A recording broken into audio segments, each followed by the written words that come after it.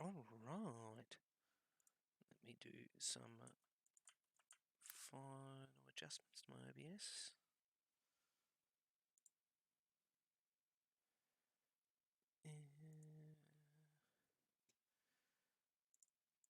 A couple of things here and there. I'm going back to my homework. Oh, turn that off. And I think we're good.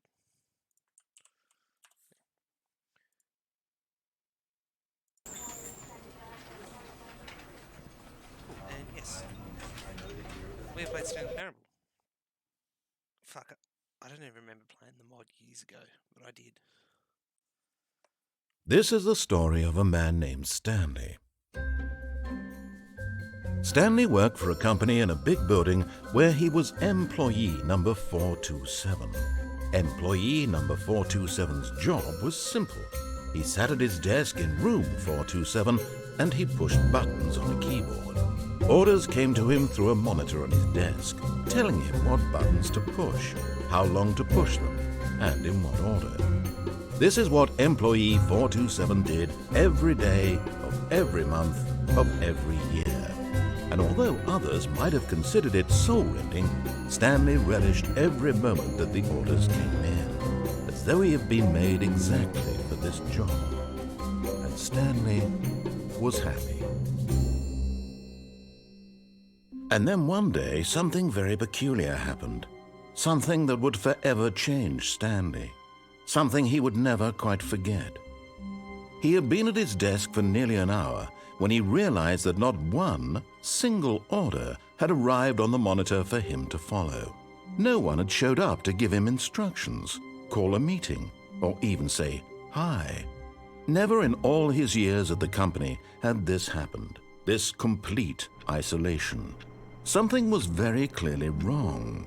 Shocked, frozen solid, Stanley found himself unable to move for the longest time. But as he came to his wits and regained his senses, he got up from his desk and stepped out of his office.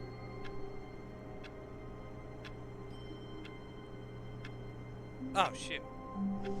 We are already in. Can I fuck with shit? I can't even pick shit up. Yeah. Alright. All of his co-workers were gone. What could it mean? Stanley decided to go to the meeting room. Perhaps he had simply missed a memo. No matter how hard Stanley looked, he couldn't find a trace of his co-workers. Oh. Well, I just ruined their work. Moving on. Swiftly onwards. Onwards and upwards. Oh. I'm gonna turn all the computers off. Fuck.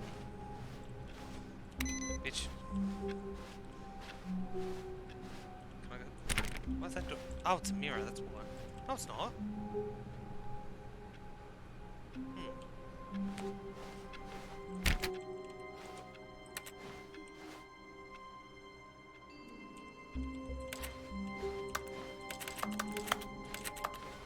I like the fucking use sound. When Stanley came to a set of 2 open doors, he entered the door on his left. Okay, yeah. This was not the correct way to the meeting room, and Stanley knew it perfectly well. Perhaps he wanted to stop by the employee lounge first, just to admire it. Yeah, sure. Why not? Yes, truly a room worth admiring. It had really been worth the detour after all, just to spend a few moments here in this immaculate, beautifully constructed room. Stanley simply stood here, drinking it all in.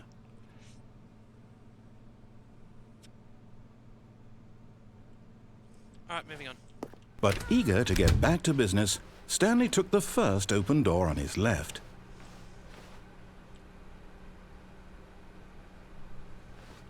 And so he detoured through the maintenance section, walked straight ahead to the opposite door, and got back on track. Big red button.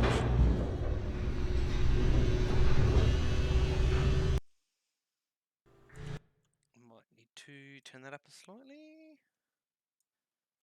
There. But Stanley didn't want to go back to the office. He wanted to wander about and get even further off track.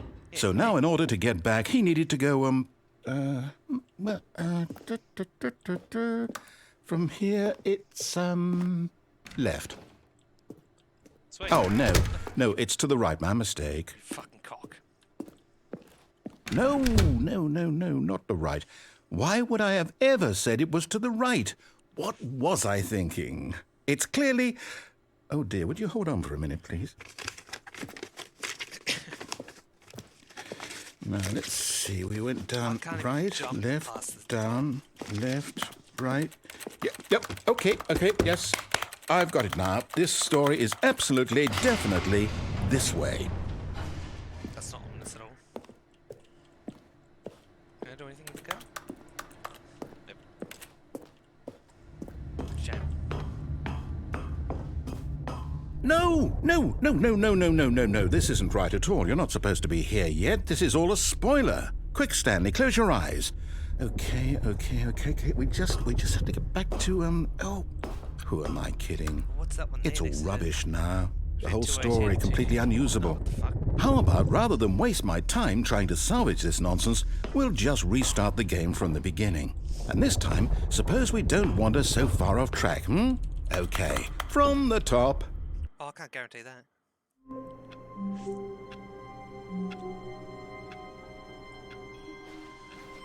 All of his co-workers were gone. What could it mean? Stanley decided to go to the meeting room. Perhaps he had simply missed a memo. Oh, well, I can't do the fucking monitors off now. Great. That one. Oh, I'll turn that one off.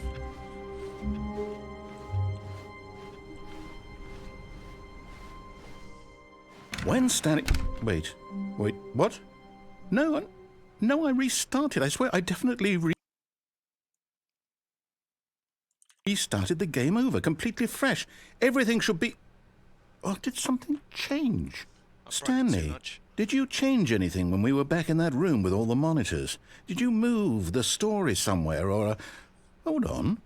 Why am I asking you? I'm the one who wrote the story. It was right here just a minute ago. I know for sure that it's here somewhere. Okay, then. It's an adventure. Come, Stanley. Shit. Let's find the story. We'll go this way.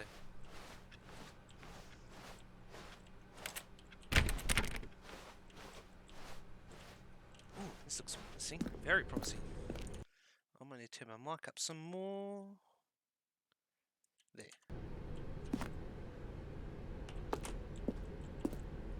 Might be too loud. Should be fine. I'm using new settings for OBS. Am I back at this? I am back at this. Okay. I'll say it. This is the worst adventure I've ever been on. I can promise you there definitely was a story here before. Do we need to restart the game again? Well, I find it unlikely that we'll ever progress by starting over and over again, but it's got to be better than this. I don't know, Okay, let's give it a shot. Why not? Oh, never mind. Sweet. All of his co-workers were gone. What could it mean? Stanley decided to go to the meeting room. Perhaps he had simply missed a memo.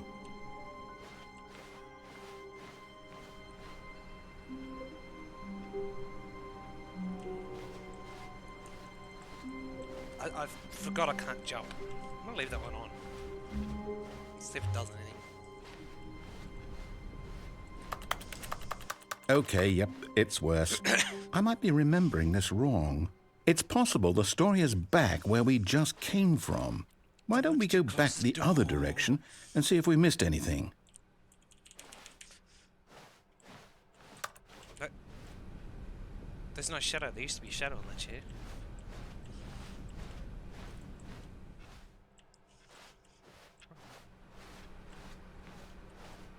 Can I just... Aha! Oh, okay. I knew we'd missed something. The story. Here it comes. No, wait, never mind. Not the story. Okay, let's head back the other way and retrace our steps.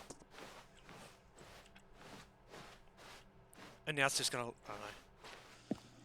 Oh, this looks... Now this... Well, I'll be honest, I don't recognize this place at all. Is this the story? I don't think so.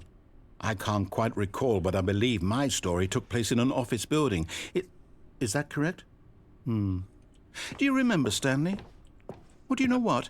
Since I've completely forgotten what we were supposed to be doing, how about this? You win! Congratulations! I know you put in a lot of hard work, and it really paid off. So, Cool, that's it. Game over. Stream ended. No, I'm fucking kidding. There's more. good. Oh, now I just fuck shit. Hang on. My dumb joke ruined everything.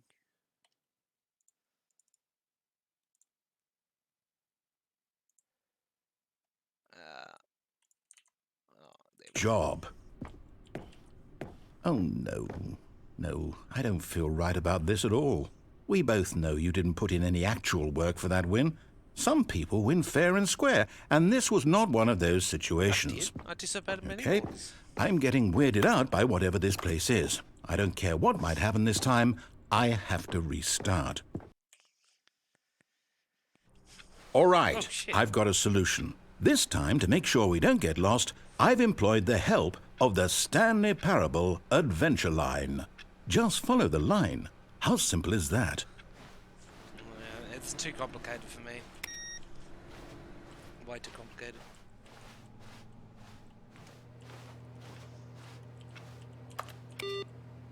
See? Way too complicated. Can't follow a line. I'm just a farm boy. Too stupid. No, I'm done. We're leaving it up to the line from now on. Oh, really?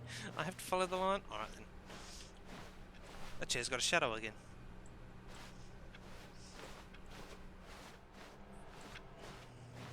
Alright, onwards and upwards.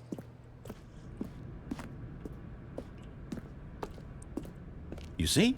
The line knows where the story is. It's over in this direction. Oh, look. Onward, Stanley, to destiny. Though, here's a thought. Wouldn't wherever we end up be our destination, even if there's no story there? Or to put it another way, is the story of no destination still a story? Simply by the act of moving forward, are we implying a journey such that a destination is inevitably conjured into being via the very manifestation of the nature of life itself? Okay, Stanley, I need to follow this train of thought for a minute. Just stick with me. Now, we can both agree that the nature of existence is in fact a byproduct of one's subjective experience of that existence, right? Okay, now if my experience of your existence rests inside of your subjective experience of this office, is this office in fact the skeleton of my own relative experiential mental subjective construct? Whoa. Hang on. That got a bit weird back there. Well, I'd like to apologize. Not sure where I was going with all that. You know what? I think what we need right now is a bit of music to lighten the mood.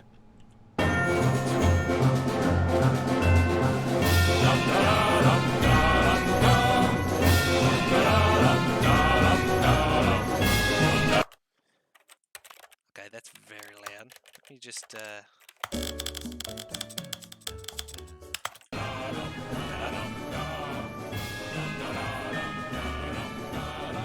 fucking line's drunk. Oh, shit. It's worse than me on a Friday night.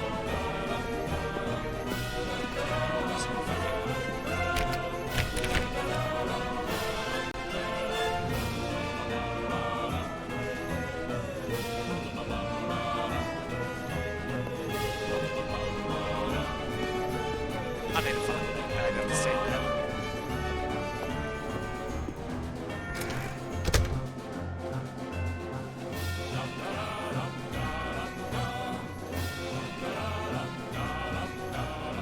Let's go.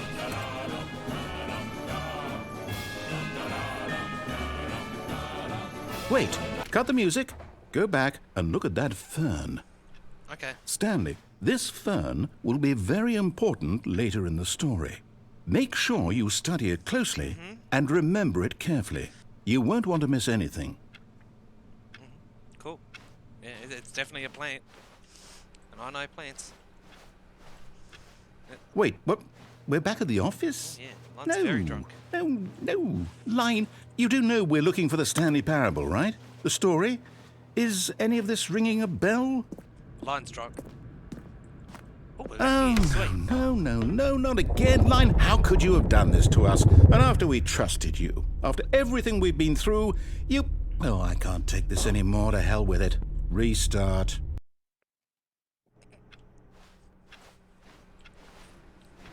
And we're back here again. Is there a computer? No, probably not. You know what, Stanley? I say forget the adventure line. What's it ever done for us? We're intelligent people, right? Why can't we make up our own story? Something exciting, daring, mysterious. Ooh, this all sounds perfectly doable. Why don't we simply start wandering in, well, I don't know. How about this direction? Yeah, alright, cool. We'll go this way instead. Now, yes, this is exciting. Just me and Stanley forging a new path, a new story. Well, it could be anything. What do you want our story to be?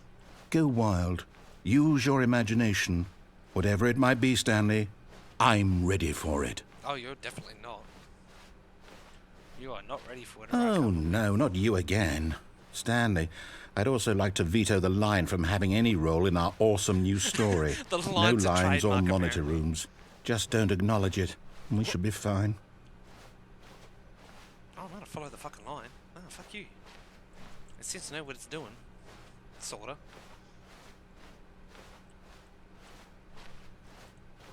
Ah, Oh, a switch choice. We get to make a decision. From here, the story is in our control. How important we mustn't squander the opportunity. In fact, I believe I need a minute to think here. Just walk in circles for a minute. Okay. So I know that each door has to lead somewhere, which means that somewhere, the place where we're trying to go, there must be a reverse door that leads here. And that in turn means that our destination corresponds with the counter-inverted reverse door's origin. So starting from the right, let us ask, will taking the right door lead us to where we're going? Fuck And is he since the talking answer about? is clearly yes, then by all accounts, the door on the right is the correct one. Another victory for logic. Come, Stanley, our destiny awaits. Can I not? Fuck logic. Alright, fine. Oh, hold up, what's this? Confusing ending. The confusion ending. You're telling me that's what this is?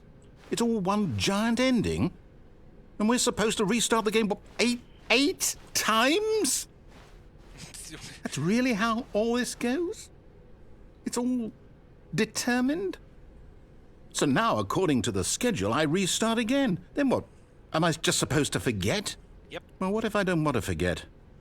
My mind goes blank simply because it's written here on this thing, wall. Well, who consulted me? Why don't I get to decide? Why don't I get a say in all of this? Is it really... No, it can't be. I don't want it to be. I don't want the game to keep restarting. I don't want to forget what's going on. I don't want to be trapped like this. I won't restart the game. I won't do it. I won't do it. I won't do it. Do it, pussy. And the timer stopped? Does that mean, Oh, did lit. we do it? Did we break the cycle? The, whatever it is that made this schedule? No, we just soft lock How the would game. we even know? Will someone come for us? Will something happen? So, okay. I guess now we just wait. You know, I suppose in some way that this is a kind of story. Wouldn't you agree? I'm not quite sure if we're in the destination or the journey, though they're always saying that life is about the journey and not the destination. So I hope that's where we are right now. We'll find out, won't we? Eventually. Well, in the meantime, if you...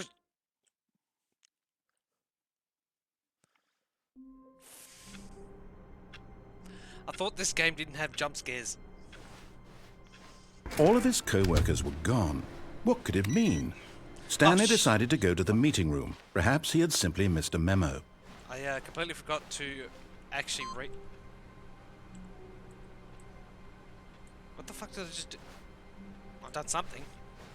Fuck you. And you.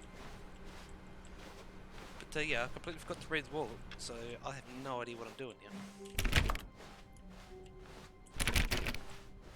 When Stanley came to a set of 2 open doors, he entered the door on his left. Nah, fuck you, I'm going right. This was not the correct way to the meeting room, and Stanley knew it perfectly well. Perhaps he wanted to stop by the employee lounge first, just to admire it. Wow. Yes, this room. What a beautiful room. What a gorgeous, but eager to get back to business, Stanley took the first open door on his left. I'm gonna go straight this time. Fuck you, man. Stanley was so bad at following directions, it's incredible he wasn't fired years ago.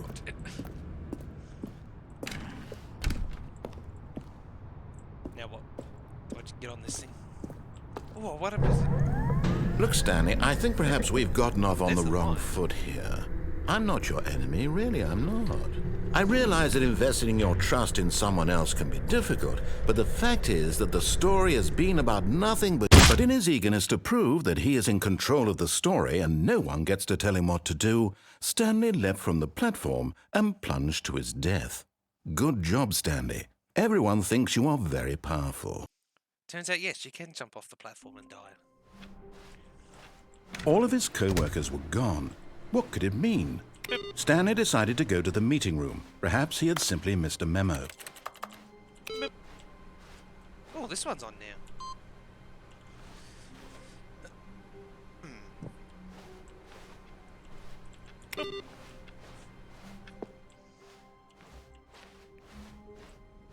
I wonder what those computers do. When Stanley came to a set of 2 open doors, he entered the door on his left.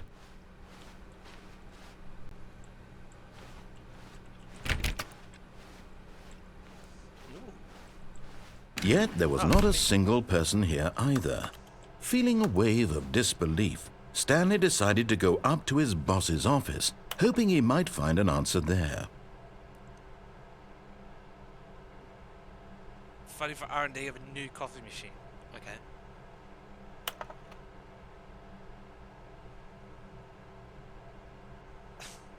Hire someone to synergize papers. Fire paper. Oh, well, that escalated quickly.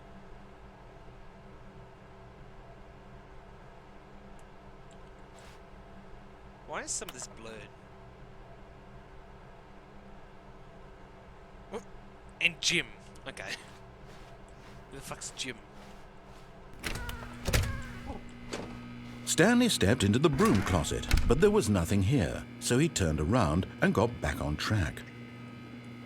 Oh, fuck you, I'm gonna stay in here for a minute. There was nothing here.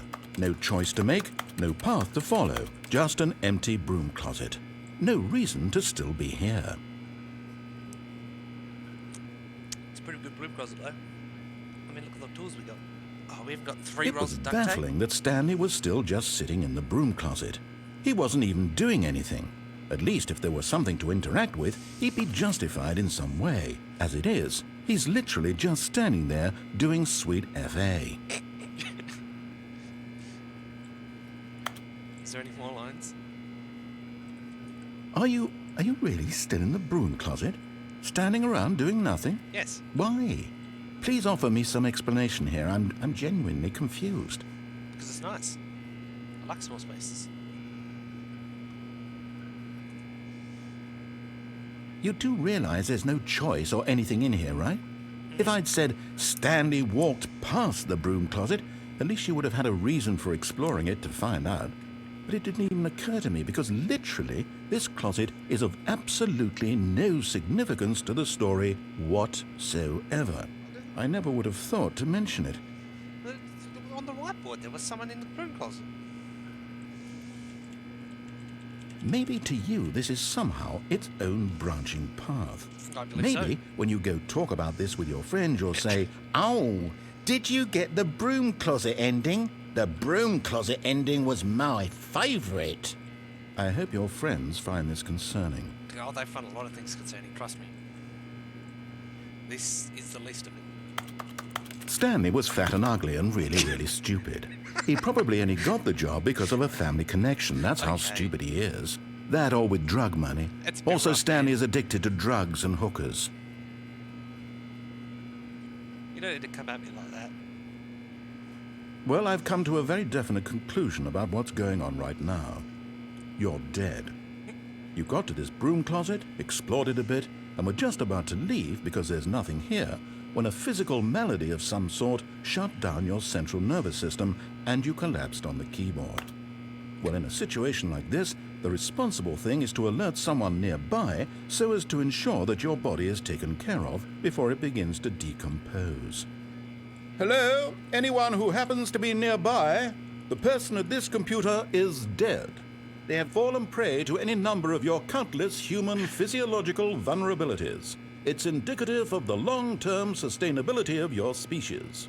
Please remove their corpse from the area and instruct another human to take their place, making sure they understand basic first-person video game mechanics and filling them in on the history of narrative tropes in video gaming, so that the irony and insightful commentary of this game is not lost on them.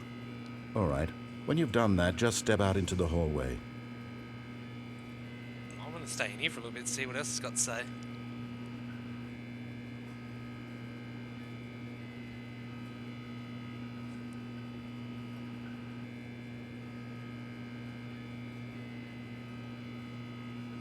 Or is that it?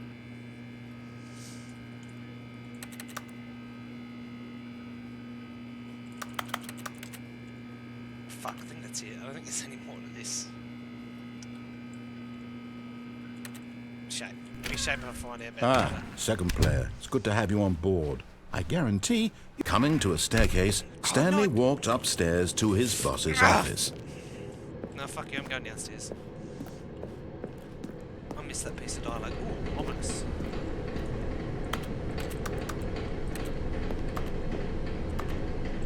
Shame there's nothing under the stairs. But Stanley just couldn't do it.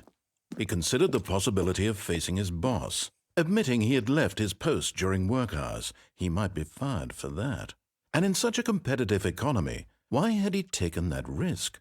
All because he believed everyone had vanished? His boss would think he was crazy. And then something occurred to Stanley. Maybe, he thought to himself, maybe I am crazy. All of my co-workers blinking mysteriously out of existence in a single moment for no reason at all? None of it made any logical sense. And as Stanley pondered this, he began to make other strange observations. For example, why couldn't he see his feet when he looked down? Why did doors close automatically behind him wherever he went? And for that matter, these rooms were starting to look pretty familiar. Were they simply repeating? Oh, shit. No, Stanley said to himself, this is all too strange. This can't be real. And at last, he came to the conclusion that had been on the tip of his tongue. He just hadn't found the words for it. I'm dreaming, he yelled. This is all a dream. Oh, what a relief Stanley felt to have finally found an answer, an explanation. His co-workers weren't actually gone. He wasn't going to lose his job. He wasn't crazy after all. And he thought to himself, I suppose I'll wake up soon. I'll have to go back to my boring real-life job pushing buttons. I may as well enjoy this while I'm still lucid. So, he imagined himself flying and began to gently float above the ground. Oh, shit. Then he imagined himself soaring through space on a magical starfield, and it too appeared. It was so much fun, and Stanley marveled that he had still not woken up.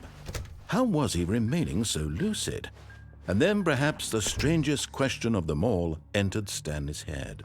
One he was amazed he hadn't asked himself sooner. Why is there a voice in my head dictating everything that I'm doing and thinking? Now the voice was describing itself being considered by Stanley, who found it particularly strange. I'm dreaming about a voice describing me, thinking about how it's describing my thoughts, he thought. And while he thought it all very odd and wondered if this voice spoke to all people in their dreams, the truth was that, of course, this was not a dream. How could it be? Was Stanley simply deceiving himself, believing that if he's asleep, he doesn't have to take responsibility for himself? Stanley is as awake right now as he's ever been in his life. Now, hearing the voice speak these words was quite a shock to Stanley.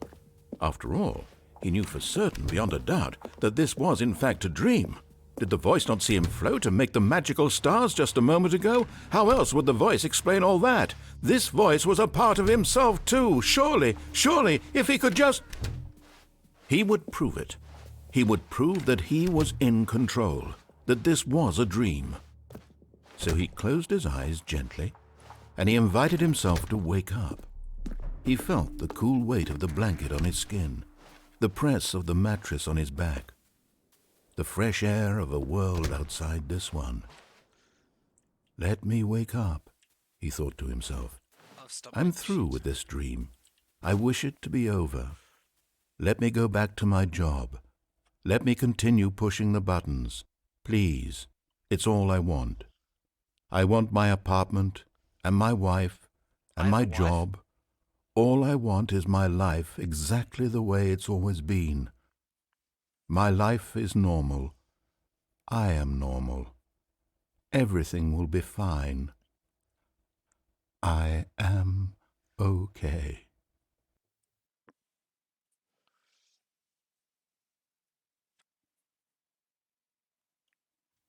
Stanley began screaming. Please, someone, wake me up. My name is Stanley. I have a boss. I have an office. I am real. Please, just someone tell me I am real. I must be real. I must be. Can anyone hear my voice? Who am I? Who am I?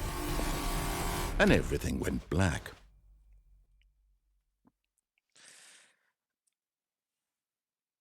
This is the story of a woman named Mariella. Mariella woke up on a day like any other. She arose, got dressed, gathered her belongings, and walked to her place of work.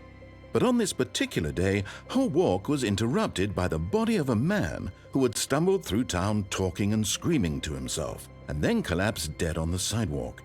And although she would soon turn to go call for an ambulance, for just a few brief moments she considered the strange man. He was obviously crazy, this much she knew. Everyone knows what crazy people look like. And in that moment, she thought to herself how lucky she was to be normal. I am sane. I am in control of my mind. I know what is real and what isn't. It was comforting to think this, and in a certain way, seeing this man made her feel better. But then she remembered the meeting she had scheduled for that day, the very important people whose impressions of her would affect her career, and by extension, the rest of her life. She had no time for this, so it was only a moment that she stood there, staring down at the body. And then she turned and ran.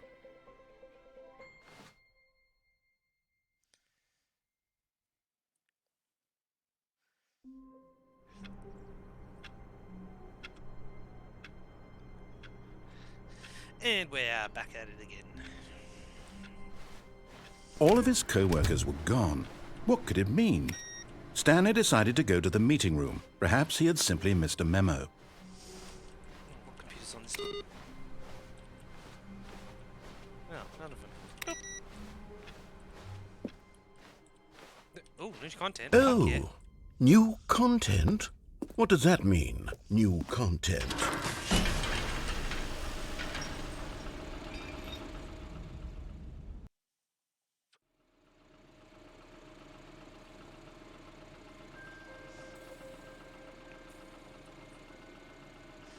Hello, and thank you for playing the Stanley Parable Ultra Deluxe.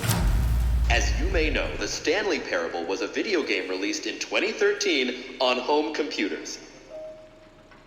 After receiving critical and commercial success, it was expanded upon in 2022 with the Stanley Parable Ultra Deluxe, a reimagining of the game for consoles and home computers. The Stanley Parable Ultra Deluxe features exciting new content that broadens and expands the world of the Stanley Parable, delighting audiences the world over. Please, step inside and see what thrilling new adventures await in the Stanley Parable Ultra Deluxe. Oh, well, this sounds delightful. I'm very excited to see the thrilling new Ultra Deluxe content. Fuck yeah, let's get it. Okay, so far it's an elevator. Nothing special yet, but I'm sure it's just the beginning of a mesmerizing adventure.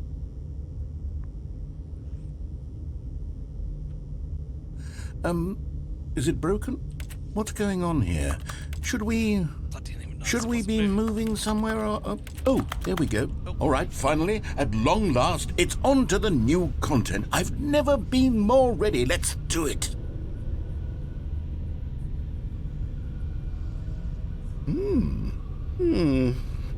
I have to say, initial impressions of Stanley Parable Ultra Deluxe, mostly tedious. It's as if, Oh, okay. Let's see the content. Give me the content, Stanley. Let's go. All right. Jump circle. All right, let's see. It's the jump circle. Oh, I can jump now. Fuck yeah.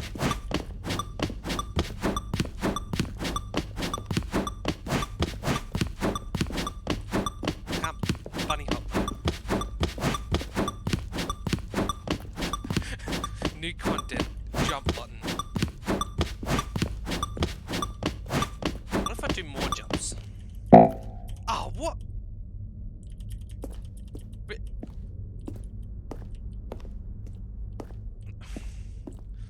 Is that it? Surely that's not all the new content. There has to be something else, right? Goodness. Another elevator. Stanley, I have to say, initial impressions of this game are not positive. It's just elevators and jumping. Is this what passes for exciting new content? If this is new content, then I could just read you the whole dictionary. There's 20 hours of new content right there. Hell, I could count to 30 trillion. You could put that on the box. The Stanley Parable Ultra Deluxe, now with over 1,000 hours of new content. And oh, wait. There's more. Very good. Yes. I knew there had to be something else. Let's see it. I'm ready for whatever it is. It's gonna be like crouch jump. That's it? Oh, you've got to be kidding me. You see, Stanley? This is what happens when greedy video game developers with no respect for their fan base rush a cheap expansion to market for no reason other than to make an easy dollar. And don't get me started on the level of craftsmanship that's gone into it. In fact, I'm looking right now at the game's achievements, and it's hard to believe one of them actually says, "Test achievement, please ignore." What quality assurance department signed off on this? I'm infuriated and I'm offended, and I intend to find these people on Twitter and hold them personally accountable. It's my fault, Stanley. I built up too much anticipation around the new content, I'm afraid. It could never have lived up to such expectations. If you're still with me, why don't we just reset the game and we'll try to get back to what the Stanley Parable is really about. No frills, no gimmicks. Just you and me having a great time together like always. What do you say, friend? As long as you give me my jump button.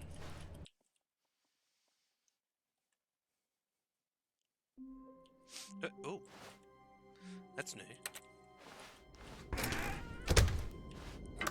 Psst! Stanley! Come over here! In the vent! I want to show you something! I kinda want to ignore him, but it seems promising. It's gonna be sweet fuck all.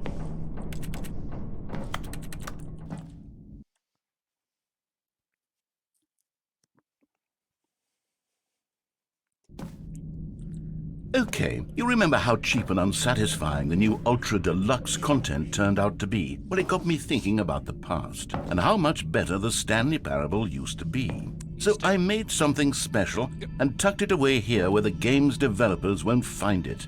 Just our little secret. Take a look. What the fuck is this now? Dark Souls? I call it the Memory Zone. It's where I've been storing all my favorite memories so I can relive the peak experiences of my life whenever I want. Experiences like the launch of the Stanley Parable on PC. You see, Stanley, doesn't the Memory Zone remind you of how wonderful Stanley Parable was before it was sullied with a cheap re-release? Remember back in October of 2013 when the game originally launched? Back then, video games had integrity. Back then, it all meant something. Oh, the waste. Audience award.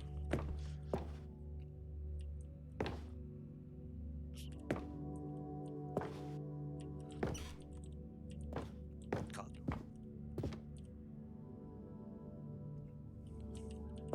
Look at all this shit. disappointed that's not the actual time.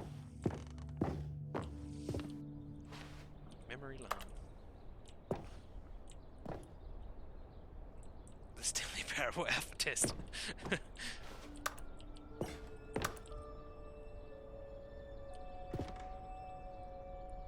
Jesus, is that an actual achievement? Oh,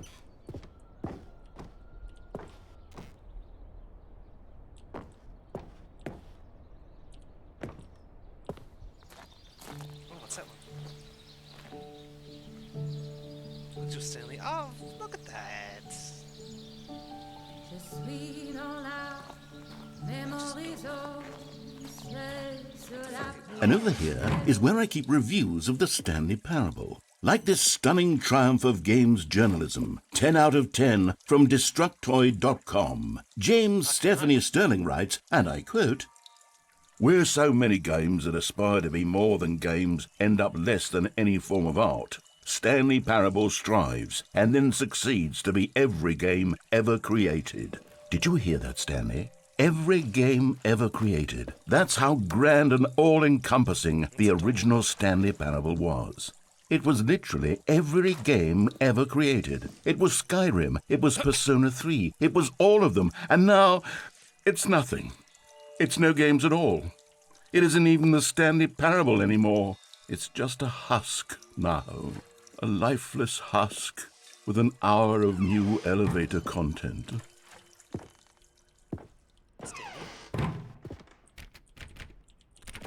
Damn it.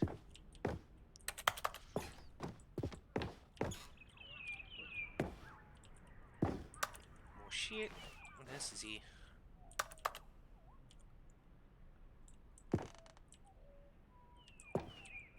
No, moving on.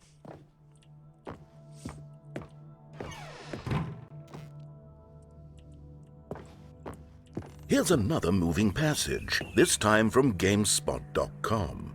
The Stanley Parable is both a richly stimulating commentary on the nature of choice in games and one that offers some of the most enjoyable, surprising, and rewarding choices I've ever been confronted with in a game. 9 out of 10. Don't you get it, Stanley? The game was perfect. It didn't need anything else. It didn't need new content. It just needed to be left alone, to spend the rest of time collecting dust in the hallowed hall of beloved video game memories.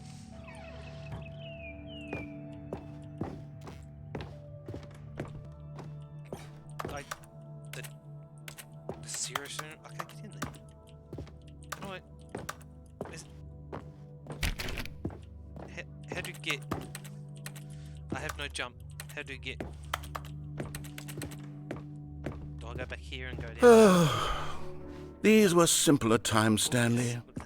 But I wouldn't give to go back, to have it all over again. Wait, hang on. I don't recall this part of the memory zone before. What's this? What's down here? Oh, no. Oh, God, no. Stanley, it's a collection of reviews from Steam, Oh, God, the no. online video game distributor. I haven't looked at these in years. I can't even imagine what's been collecting down here. Surely these reviews were glowing as well, weren't they? If it's from Steam, why isn't it covered in more shit? Honestly, I could not be bothered to play this game to full completion. The narrator is obnoxious and unfunny, with his humor and dialogue proving to be more irritating than entertaining. Unfunny! I'm not trying to be funny. I'm trying to make a serious work of art.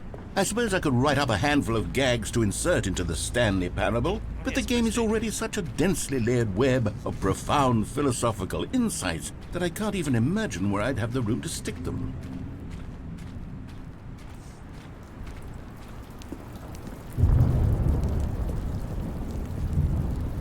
I like it, can't read. Okay, let's see what this one says. While the idea for the game is good, for someone who prefers non-linear games, this preachiness gets annoying fast. Preachy? Stanley? I'm not preachy, am I? You can tell me if I'm preachy. Honestly, you can. Oh, goodness. This is actually quite shocking for me. Well, to be honest, I had always thought of the game's dialogue as being rather terse to begin with. You can't know how much fluff I cut from the game to get it to feel as light and airy as it... Well, I always thought it did, but maybe it wasn't. Oh dear. What an awful memory to have to hold on to. These black marks on my otherwise unimpeachable track record. I feel like a failure. Like I let these people down. Same, bro. Perhaps the Stanley Parable isn't quite as sterling as I always remembered. I tried to 360 jump off that. What's this one got to say? You constantly have to stop doing anything so the narrator can catch up with his long-winded explanations of what's happening. I wish there was a skip button. A skip button? Well, yes. Yes, I think we can do that. If I'm truly too preachy, then maybe letting you skip ahead for just a moment, surely it couldn't hurt. Oh, I'm gonna Not if it means we can strike these negative reviews from the record. Only positive reviews of the Stanley Parable. That's my motto today, and it's always been my motto. I'd do anything for the customer, Stanley. Yes, a skip button we shall have. And here it is. Go ahead and give it a shot. I'll pop you forward in time so that the second my incessant droning starts to bore you, with just the push of a button, Oh, you're back, you see. You were only frozen in time for a few minutes, but it was plenty of time for me to deliver a long, rambling monologue full of unnecessary verbal... Well, there's sport. You really did catch me rambling on a bit, didn't you? But that's the power of the button. The minute I start to go off on a thoughtless display of self-absorption, it's right at your fingertips to go poof. Okay, welcome back, Stanley. Now, I should say that the amount of time the button has been skipping through is becoming longer and longer. That last one was, well, I want to say maybe 30, 45 minutes? It's not unendurable by any means, but it's, well, there's really only so much I can ramble on to myself about.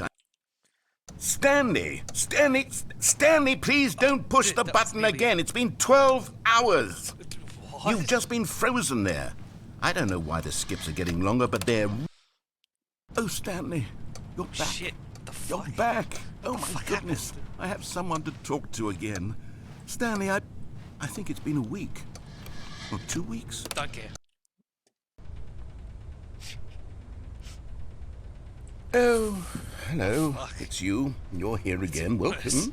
I have had time to think where's about the you fire and alarm about still us on? and about everything we've been through. I've had so much time. I stopped keeping track after a year. Have you ever sat down in one place and not moved for one entire year? Let me describe it for you. Don't care.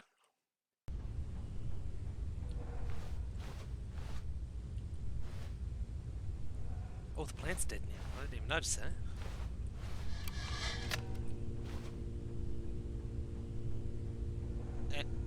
And now he's gone. I don't see anything to do is...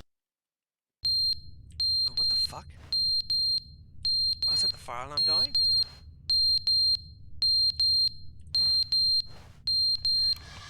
Well, that's not fucking annoying at all.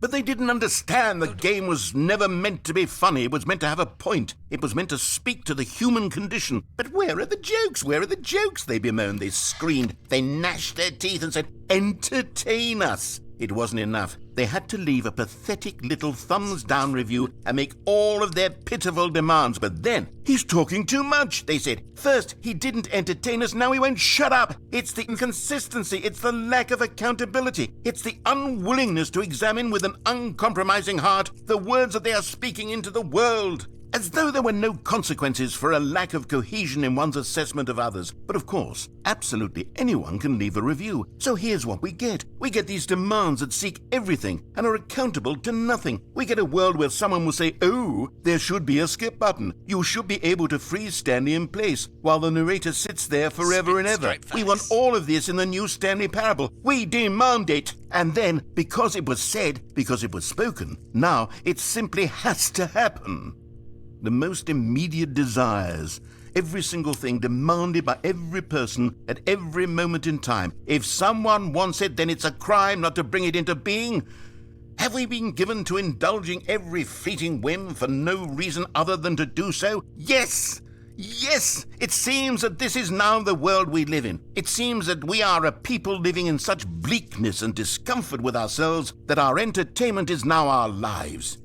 It has come to represent us. It absolutely must speak to who we are as people, because otherwise, without our entertainment, we have nothing. Without entertainment, we would have to face inward toward the cruel bleakness inside ourselves. We would turn to look at our deeper nature and find a resounding emptiness gazing back with unyielding aggression. And so because of this, we require that our amusements and our playthings and our flights of fancy be so impossibly captivating that they consume all of our attention, turn our heads completely away from the bleakness. In effect, we have demanded that our entertainment be the collapse of ourselves. What a pitiful reflection of humanity these entertainments are. What a shameful mirror to the human spirit they project. I'm not mad. I'm not mad about any of this. I'm at peace with it. I am the calm center of gravity around which these perversions hurl themselves. I am a waypoint for reasonable and collected discourse. They're the ones who are mad. They're the ones who couldn't stand the idea of me using my game to try to say something. Maybe they were just jealous of me. Yes, of course. They've been jealous of me this whole time. They are mired in fear and insecurity and cannot help but attempt to tear me down. What a sad state of affairs. When you read these reviews now, you can see it. You can taste the bitter resentment. And my, how good does it feel now to speak truth to these words, to finally allow these thoughts out, contained and managed for so long, neutered and sterilized. At last I am free to truly think, to feel. It must be that they were so discontent with themselves, they couldn't help but leave a negative review on Steam. It's all about Perhaps it says far more about them than it ever said about me. Perhaps the state of their psychological being was in such tatters, and my constitution and willpower are so ironclad in comparison. Perhaps it was this state that they sought some outlet through which to tear me down. This, you can see, is clearly why they felt the need to expect that the game be funny, that it be filled with yucks and whimsical humor, that it amuse them endlessly from start to finish. But they didn't understand the game was never meant to be funny. It was meant to have a point. It was meant to speak to the human condition. But where are the jokes? Where are the jokes they bemoan? Fuck this.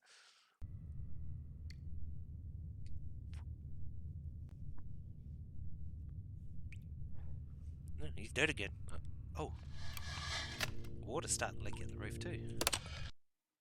The end is never the end, is never the end, is never the end, is never the end, is never the end, is never the end, is never the end, is never the end, is never the end, is...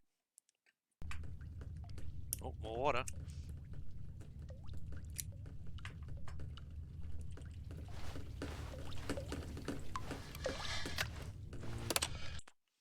Oh shit. Oh, damn, she's fucked up now.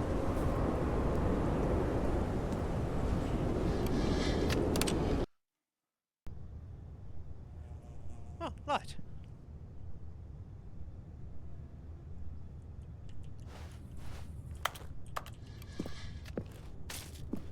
Oh, more shitty. Can't do anything with it, but alright. Back to the skip button.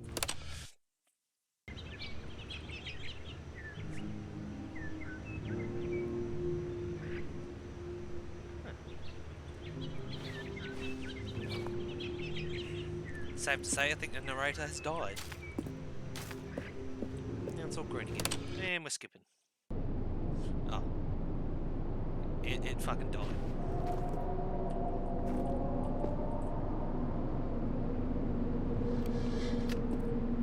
I suddenly don't like this anymore.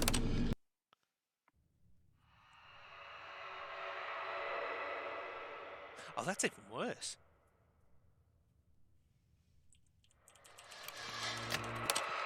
Fuck that.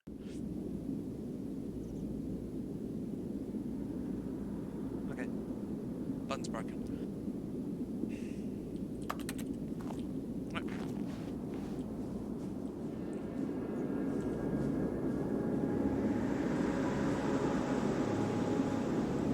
Okay.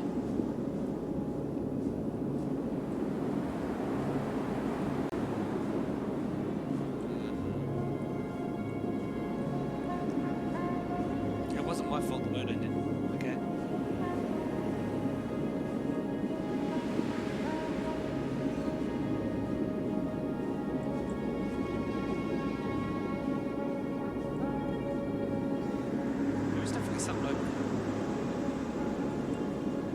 is it just a mirage? Oh, the dog feed struggle for it. Let's see. Yep.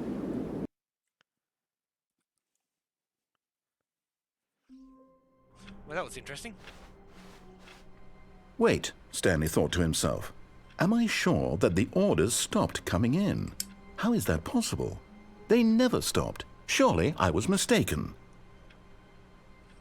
That's new, but I'm gonna keep going on. Fuck this shit. Big.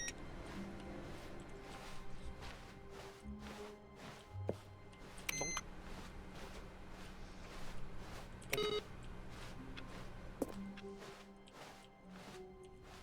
New content, okay. Oh, good. You notice my sign. Yes, I have something very exciting to show you. That was kind of hard to miss the song, honestly.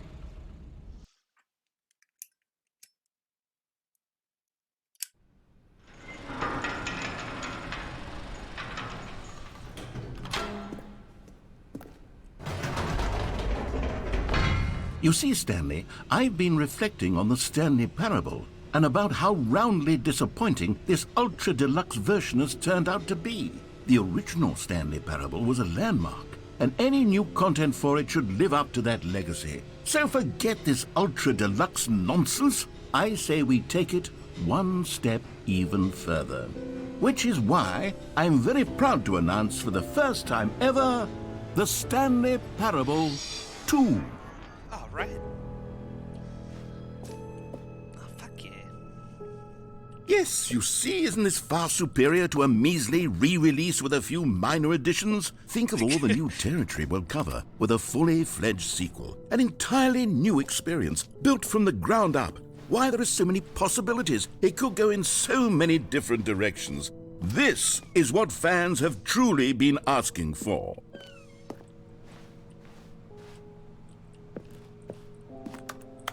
I can't turn off the computers, damn it. Now, to be clear, I haven't quite nailed down what exactly the Stanley Parable 2 is going to be, but let's take a look at some of the features I've been developing for it. I figure that if I can loosely organize a handful of interesting concepts, that surely the game will sort of naturally spring up around them. It'll all work itself out. Game development is much more of a fuzzy magic than anything scientific or logical, really.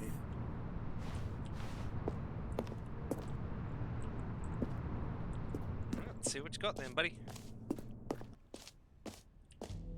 Here we are. Go on, try out some of the new features. Sure. What's this? Can I sit?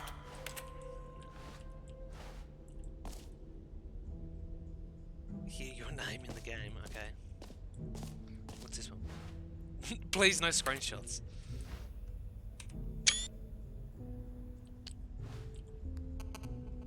I'm gonna take all this stuff.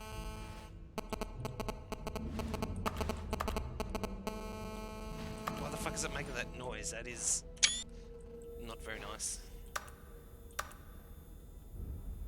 With just the right amount of change.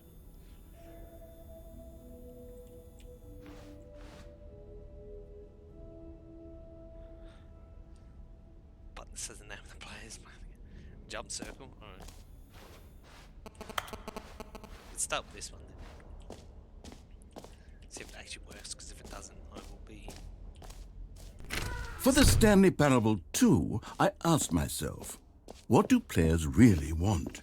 And of course, the first and most obvious answer is that they want to be individually recognized and validated as people.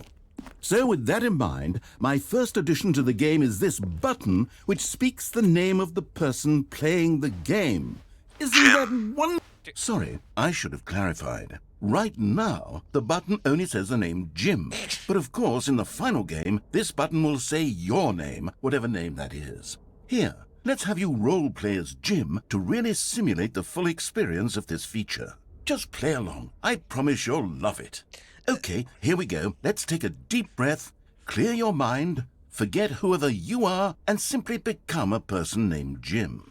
Of course, I want you to imagine yourself. Jim, Whoa, hold on. I wasn't finished setting up the backstory. If you don't properly roleplay as Jim, then you'll never understand the impact of this button. Otherwise, it's just a stupid button that says somebody else's name. Okay, we're doing it again, and this time let me finish first. Now, allow yourself to become Jim. All right, fine, whatever. It's just a meaningless button that says Jim. Are you happy now? Get out of here. I'm done with this button. Why don't you go humiliate me in front of a different feature that I worked very hard on? Can I still press... Jim. See, if you'd only played along, that would have been your name the button says, but no. Instead, I can't even think about it. I'm taking the Jim button away. No! Jim. Oh, jeez. Oh. Fucking sad now. Took my Jim button away. I guess we'll move on to something else then. Maybe I'll only let people named Jim play the Stanley Parable 2. They would appreciate what I've created here. What's this one? The epilogue. Oh. An epilogue would be fun, wouldn't it, Stanley? Yes, it will go at the end of the, well, we'll figure that out later. Okay. Moving onwards. Hopefully it slips all the way around so I don't miss anything. Setting world champ. That's it. Free achievement. Alright, let's go get the free achievement. Free achievement. Let's do it.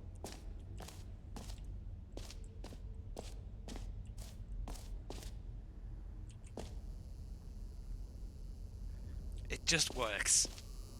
Now, here's something special. You remember that broken test achievement that got left in the game on accident? Yes. Well, I'm developing a technology to simply give you the achievement. Yes. You see, you'll come to this... Okay, perhaps I should have clarified. This is technology that will exist. Right now, the achievement is still fully broken. I'm not a wizard, Stanley, but I guarantee it will be fixed in the sequel to at last satisfy the hordes of ravenous fans all over the world who have been uproariously demanding this feature. Gamers, we hear you, and I promise it will happen. Give achievement. Give.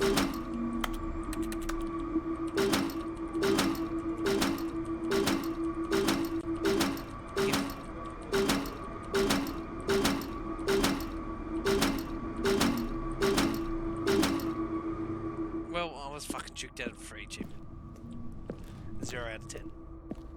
Where's my achievement?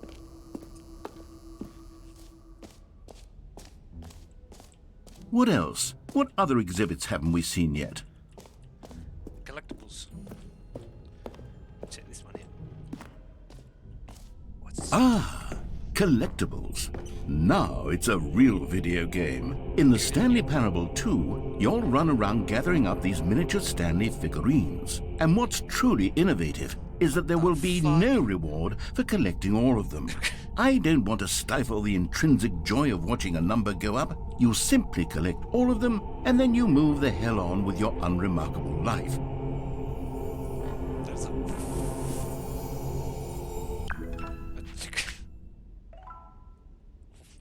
Okay.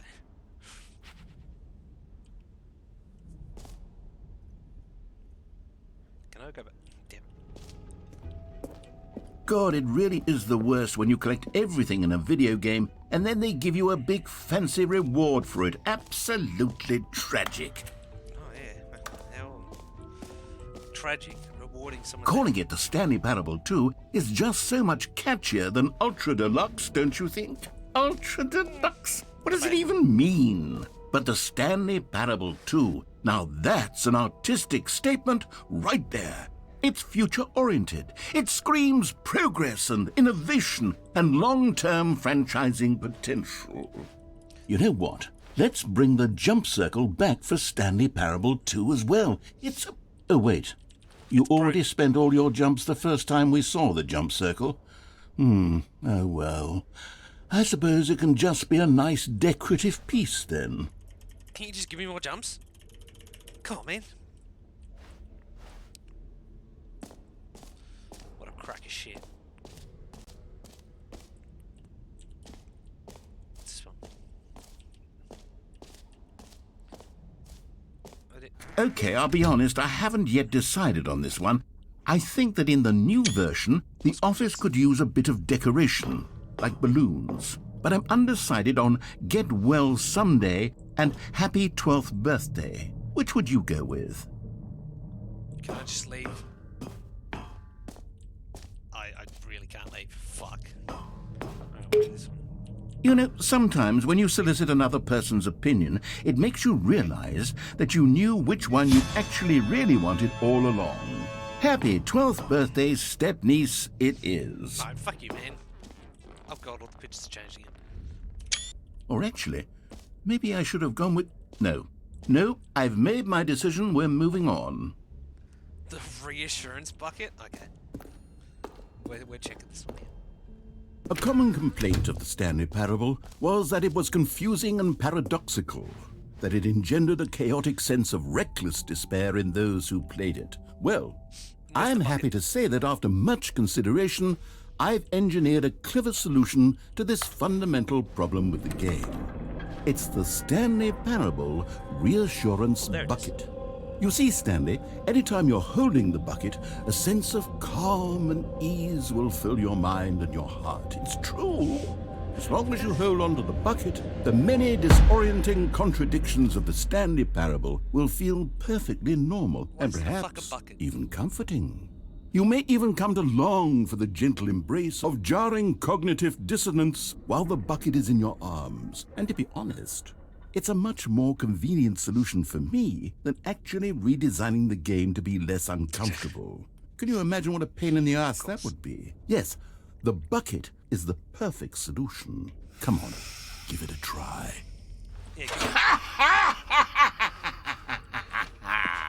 Can you feel it?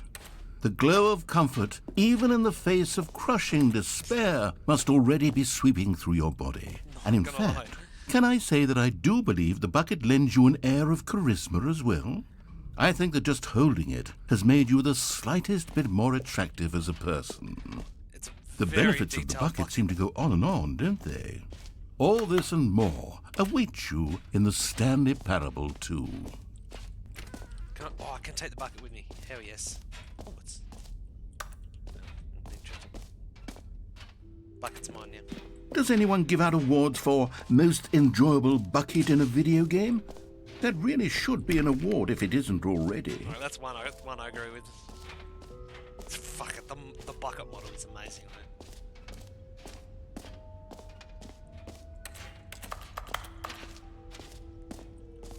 What was this way again? I didn't even read the signs.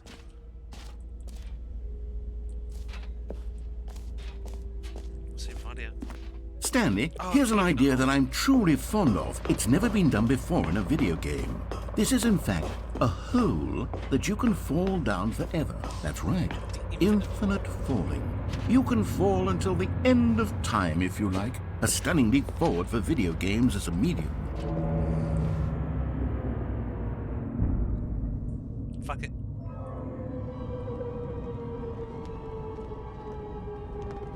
You see, isn't it wonderful? One of my more ingenious concoctions, if I do say so. Now then, since you've gotten to see the infinite hole, you can press the teleport button to pop back up to the top, and we can continue onward. If I just keep falling for a minute. Now, I don't mean to be a bummer, but I do recommend you use the teleport button to go back to the top. Maybe do it on the sooner rather than later spectrum of things. You know what? I'm gonna go get a drink while this runs. Okay, Stanley. I don't know quite how to say this tactfully, but it's possible that I slightly exaggerated the infinite nature of the hole. Is it a very, very deep hole? To be certain it is. It's an extremely deep hole. I don't want anyone to say that it isn't an astonishingly deep hole. It is. Is it infinite? Well, that sort of depends on your definition of infinity. From one perspective, the infinite is merely philosophical in nature. It's more of a... Okay, well, good for you. You found the bottom of the hole. You found me out, Stanley. I'm a liar and a cheat, and you're so clever. Look, I think the issue here is just that you're unusually fascinated by falling. What normal person actually wants to fall infinitely? I figured the hole was as deep as anyone would actually need. Don't you put this on me. Maybe you're the problem. Look, things got a little heated there. I think we both said some things we didn't mean. Why don't we just put all this behind us and agree to just call the hole mostly infinite? I'm If disappointed that the works whole for you, then go ahead and press the teleport button to warp up to the top of the hole and we can move on. I'll just be up here when you're ready. Is he going to say anything? Or is it... Fuck, I think we need to start him again. Alright. Great. Now, I'm very excited to show you even more of my ideas for the sequel.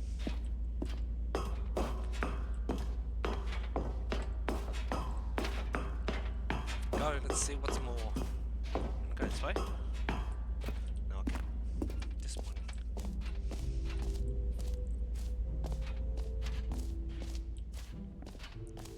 Alright, what else is there? I think I've seen everything. Actually. No, wait, there was something up here I missed. This thing. The world champion thing.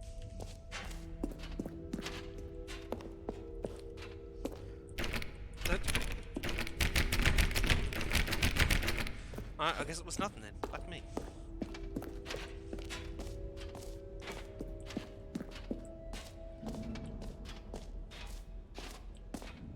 Can I open this door? Well. I think I've said it all. The reassurance bucket. Merch. Actually, I don't think I've seen the merch. Let's go see if he says anything about it.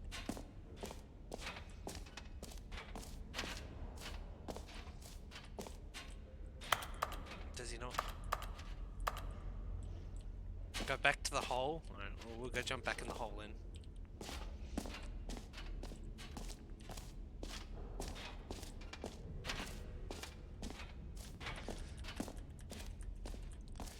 I want a sprint button though, so, or at least more jumps so I can fucking bunny hop.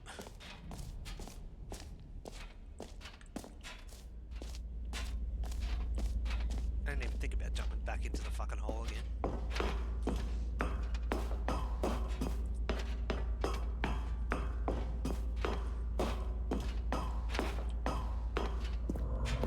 Yeet! Oh, for heaven...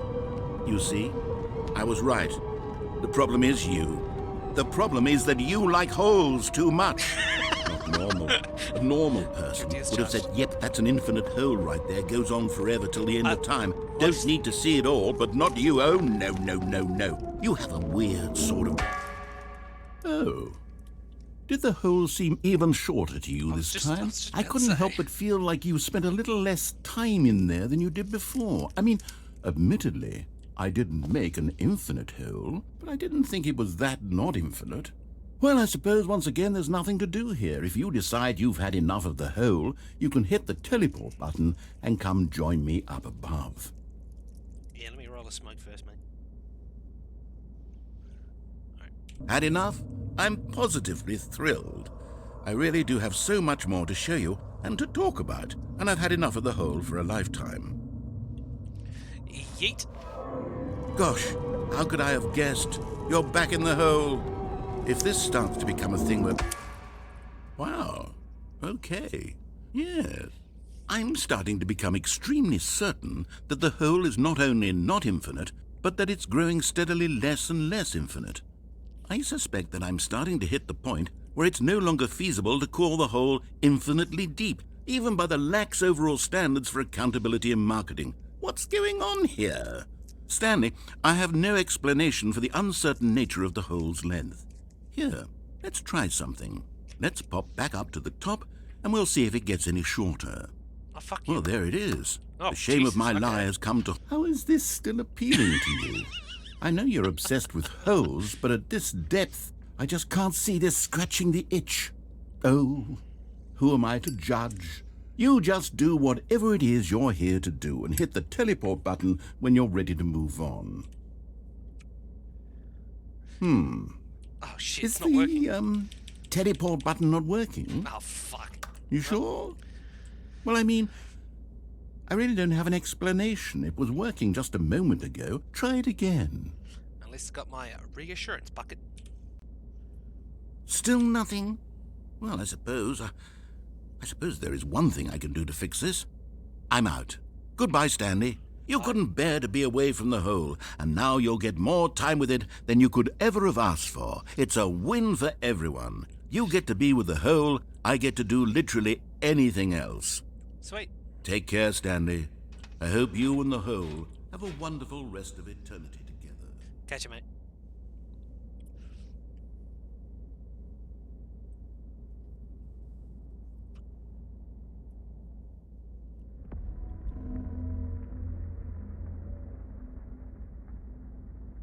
What the fuck's that noise?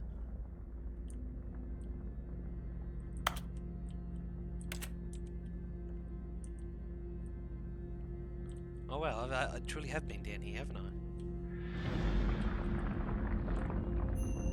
Oh shit, it's moving!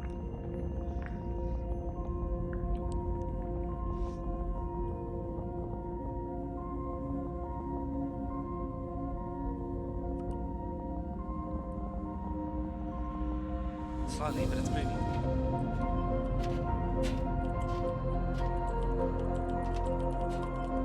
Is it getting faster?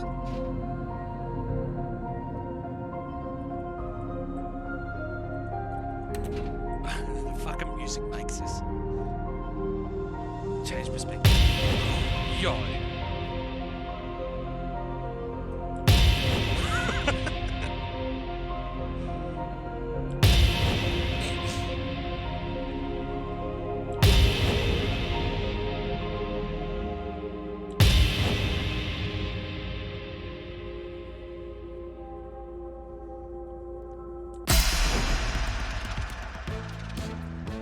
Fuck yeah!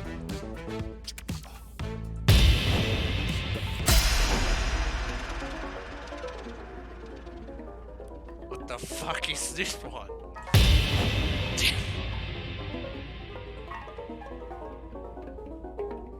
This music fits this image. Perfect. What's this one? Oh, okay. Oh, that's even better.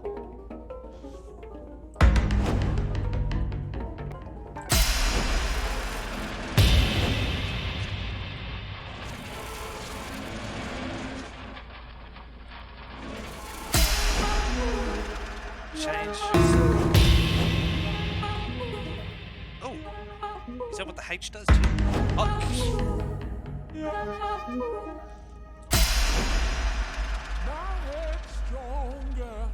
What the fuck? What the fuck is this? What?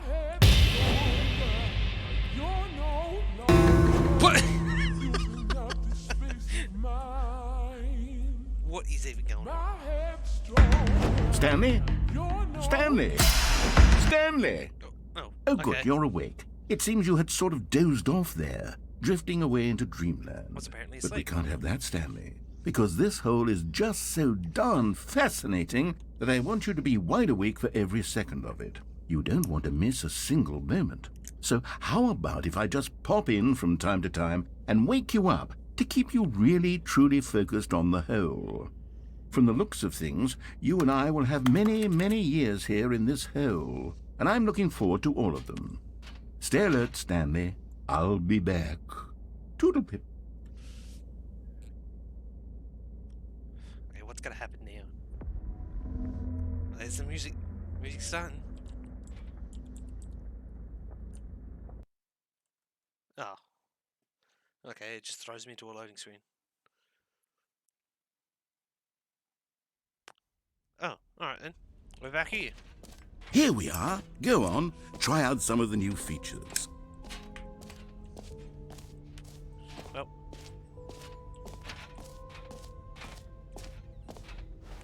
Might as well continue on.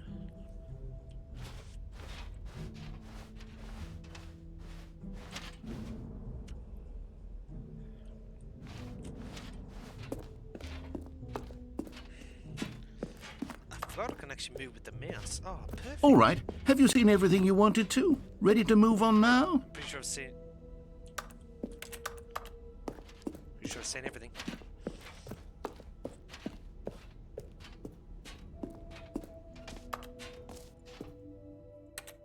So, Stanley, what do you think?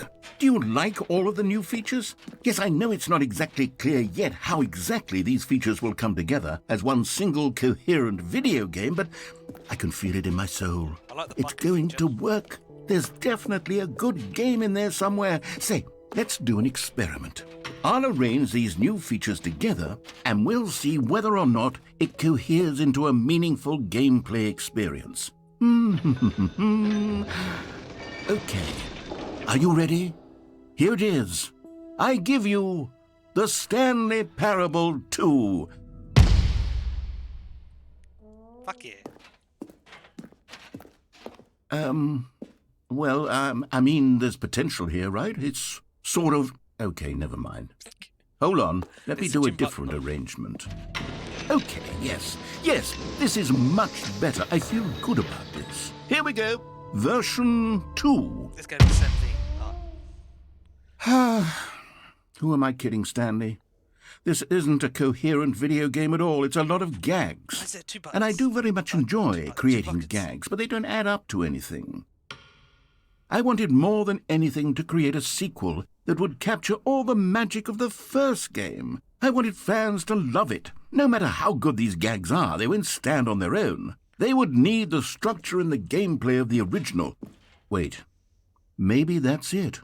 I can take the original Stanley Parable and simply, well, insert a few of my new features into it. Tastefully, of course. With Tastefully, respect. yes. With care for the vision and integrity of the original game. Would it possibly work? I suppose it could. But it would need a really, really tremendous title screen. A title screen that says with bold and uncompromising conviction, "This is the Stanley Parable 2." It's just Let me gonna see be if I same can with whip 2 something slide up. on the end. All right, perfect. Go ahead. Take a look. Oh, sweet. It's... Ooh.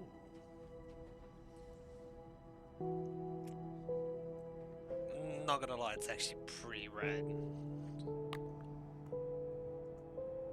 wonder what happens if I just quit.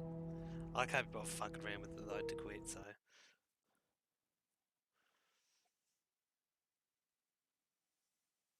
This is the story of a man named Stanley. Stanley worked for a company in a big building where he was employee number 427. Employee number 427's job was simple.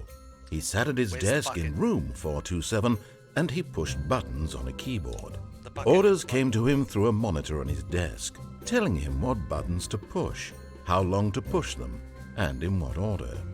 This is what employee 427 did every day of every month of every year. And although others might have considered it soul-rending, Stanley relished every moment that the orders came in, as though he had been made exactly for this job. And Stanley was happy. And then one day, something very peculiar happened. Something that would forever change Stanley.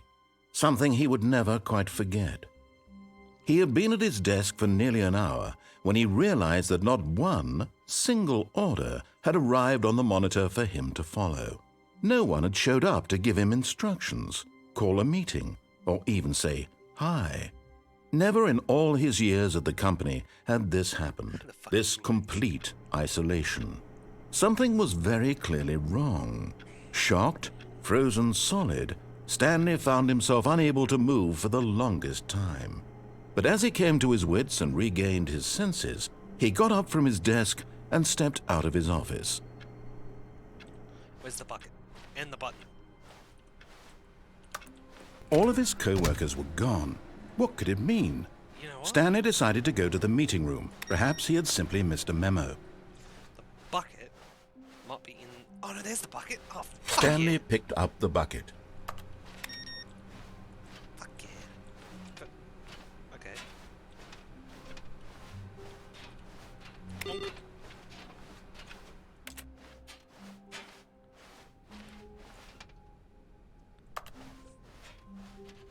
Stanley clutched the bucket tightly to his chest and entered the door on his left. I will follow it this time. I want to get to the broom closet.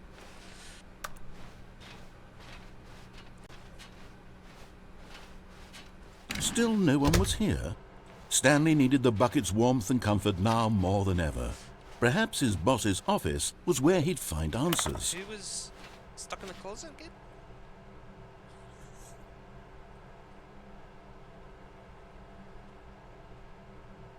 Chris. Chris is in the broom closet. Right, let's go. Oh, Stanley, can you feel it? The broom closet. It wants the bucket. You can feel that, can't you? The It aura of wants the jealousy. bucket. It's as clear as day. This broom closet believes it deserves the bucket. I can really feel it now.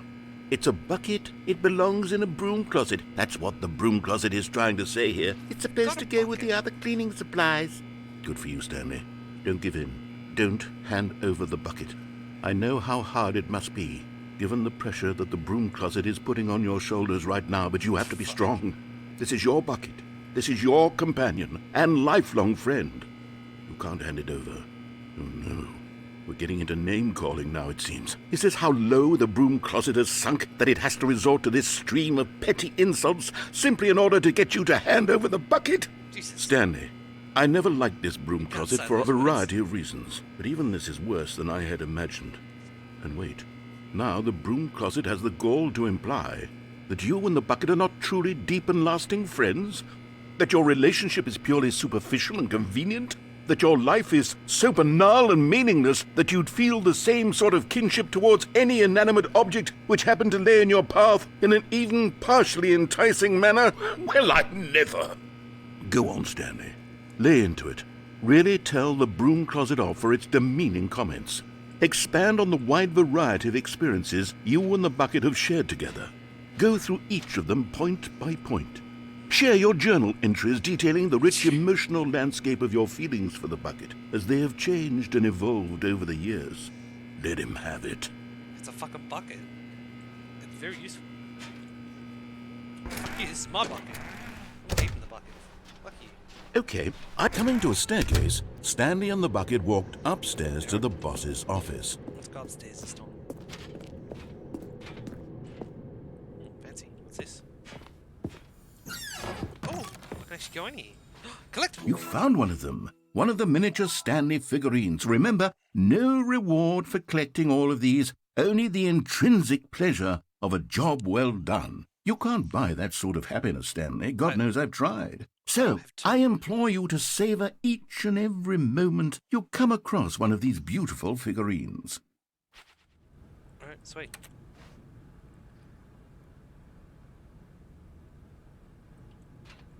Is there anything else that mess with it?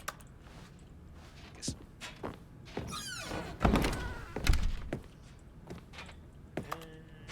Alright, here we go.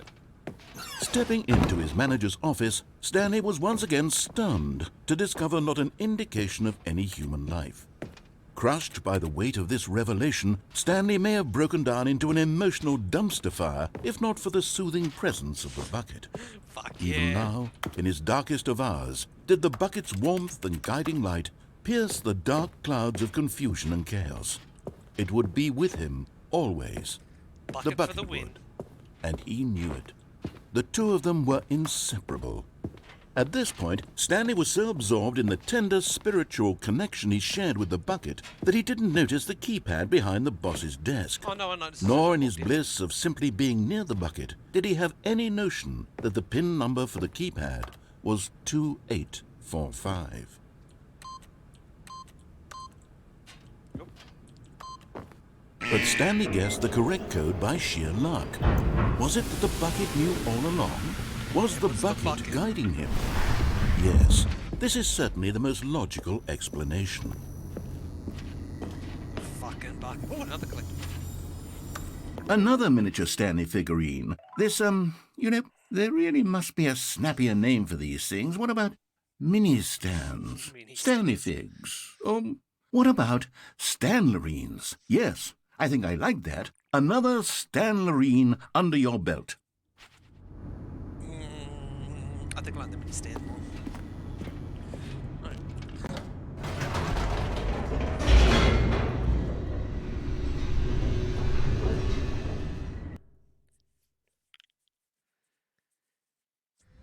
the elevator raced downward, plummeting towards an unknown fate. Damn it. It would be all Stanley could do to keep himself together, if not for the bucket. I've got to remember to Soothing fucking sit him, around rules comforting sometimes. him, reassuring that in this darkest moment of uncertainty, he would be all right. The bucket is here for you, Stanley. Everything will be fine. Can I just go back up? Wait, Stanley said to the bucket. Can we go back up? When I was pressing those keypad buttons, there was something very intriguing about the number 3. I want to go back so I can try pressing the number 3 again. The bucket said nothing.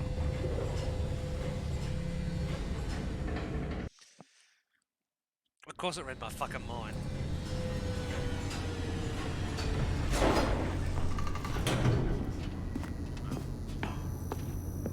Yeah, press the number 3. Here we are, said Stanley. Now I'm going to try out that number 3 button. He took the bucket over to the keypad and began absolutely slamming on the number 3 over and over and over. It knew exactly what I was going to do. Wow, he said. The number 3 is such a special button. I'm having the time of my life. Stanley looked expectantly at the bucket, but the bucket remained silent. This was a shock to Stanley, who had always felt such a connection with the bucket. How was this not as exciting to the bucket as it was to him? Once Stanley had had enough of the number 3, he got back in the elevator. Why does it allow me to come back and do this?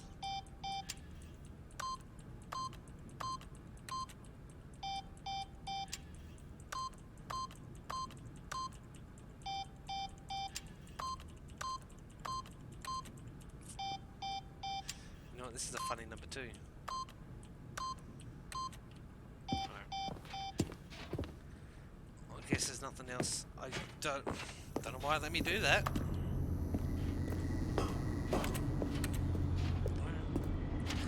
Back down we go. Perhaps the bucket had missed something. Perhaps it had not seen how much joy Stanley got from slamming the number 3 repeatedly. Oh, the loading screen's different. Alright.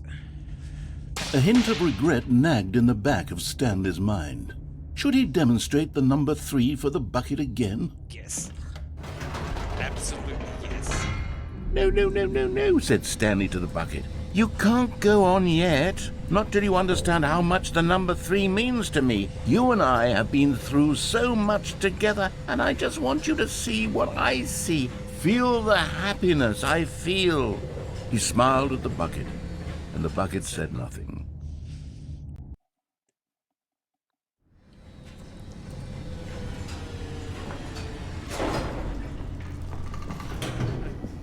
Back to pressing the number 3 again. Here we go, said Stanley.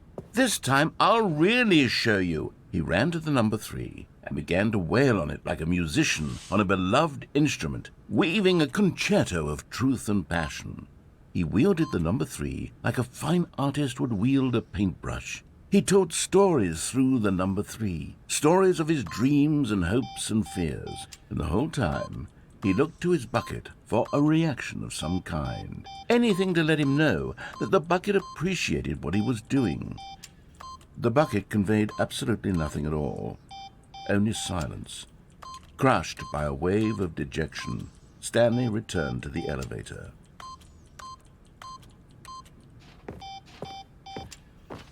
How many times is it gonna let me do this? 3 times? That's my bet. Stanley and the bucket were so close. They'd always been there for one another. Why suddenly could the bucket not connect with this passion of Stanley's? The question caused Stanley to ruminate the whole way down the elevator. He knew that there must be a way to get through to the bucket, to communicate fully with his dear friend. Surely there was a solution, mustn't there be? A fucking bucket.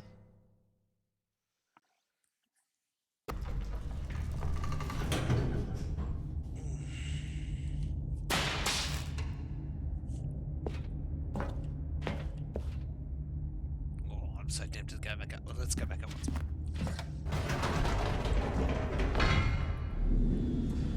There's got to be something to it. 3 times in a row? Come on. said Stanley. I know what to do. I know how to fully express this feeling in my heart. He decided right then and there that he would hold a press conference where he would speak to the public on all matters relating to pressing the number 3 over and over.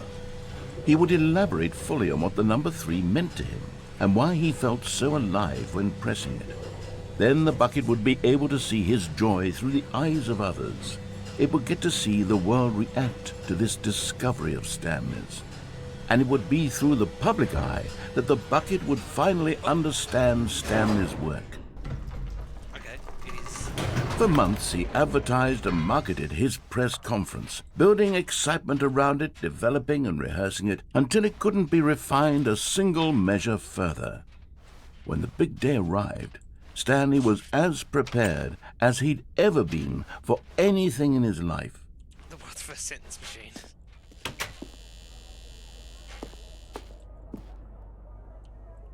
This was it. One last chance to win the bucket over. One opportunity to share a true connection with a loved one.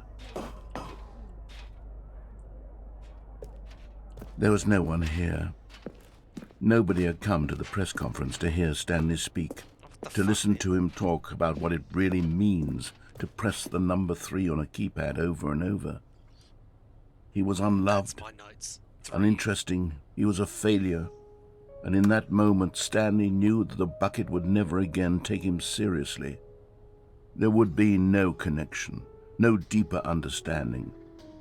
The bucket merely sat there in his arms, indifferent. And so it began that slowly, over many years, the two of them grew more and more distant.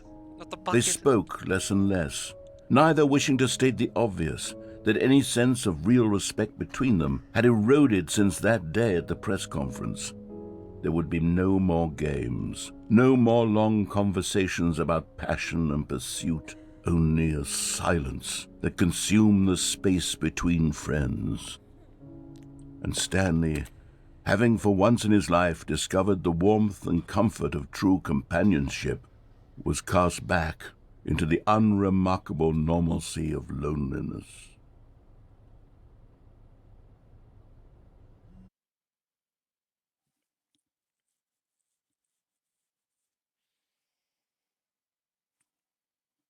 What the fuck was that? Like, okay. All of his co-workers were gone. What could it mean? Stanley decided to go to the meeting room. Perhaps he had simply missed a memo. Stanley lifted the bucket into his arms, and a wave of comfort rushed over him. You're still coming with me, bucket. It's the comfort bucket. Stanley clutched the bucket tightly to his chest and entered the door on his left. Fuck. This was not the correct way to the meeting room, but Stanley had felt the bucket calling to him, telling him that the employee lounge was simply the place to be. And here it was. Had the bucket turned out to be correct? Was this better than the meeting room? Yes, Stanley thought to himself. Yes, perhaps it truly was. How insightful the bucket turned out to be. Indeed, even though. No, never mind. The bucket was wrong. Stanley took the door on his left to go back to the meeting room. I'm gonna go this way. I'm gonna go this way, yeah. No, said the bucket. Don't go to the meeting room. Go somewhere else. The cargo lift, yes. Go there. Go to the cargo lift. I'm not gonna fall off this. Good, said the bucket. Now ride the lift all the way to the top. There's something up there I need you to do. Stanley did not question why or how this bucket was speaking to him. It should have alarmed him, of course, because buckets can't talk. But Stanley chose not to think about this obvious fact. He was firmly convinced that the bucket had spoken to him, and he unthinkingly did whatever the bucket asked. Now the bucket's sentient this time. In here, said the bucket. Go into this dark room over here. Stanley once again obeyed blindly. That bucket.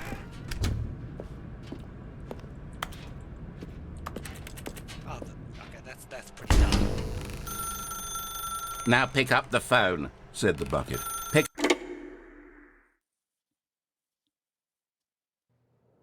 This is the sad story of a man named Stanley and his bucket. What? Once upon a time, I gave Stanley a bucket because I thought he was lonely and could use a friend. And then, very distressingly, he began to believe the bucket could speak to him. Why does it have to be a sad story?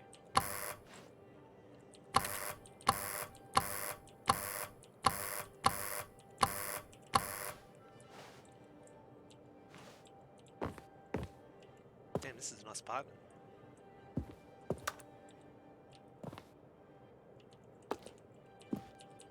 Oh, this bucket. Hello, Stanley. It's me, your bucket. The Stanley Parable Reassurance Bucket was merely meant to provide the comforting glow of companionship. It doesn't literally talk and give you orders. Whatever Stanley is hearing the bucket say to him is just in his head.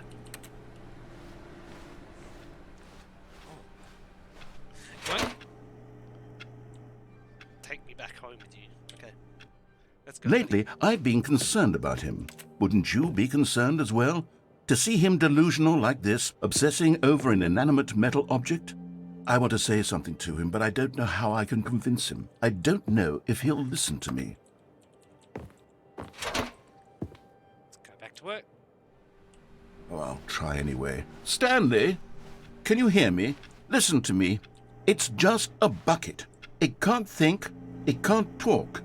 All it will ever truly do for you is effectively transfer a liquid from one location to a different location. That's it.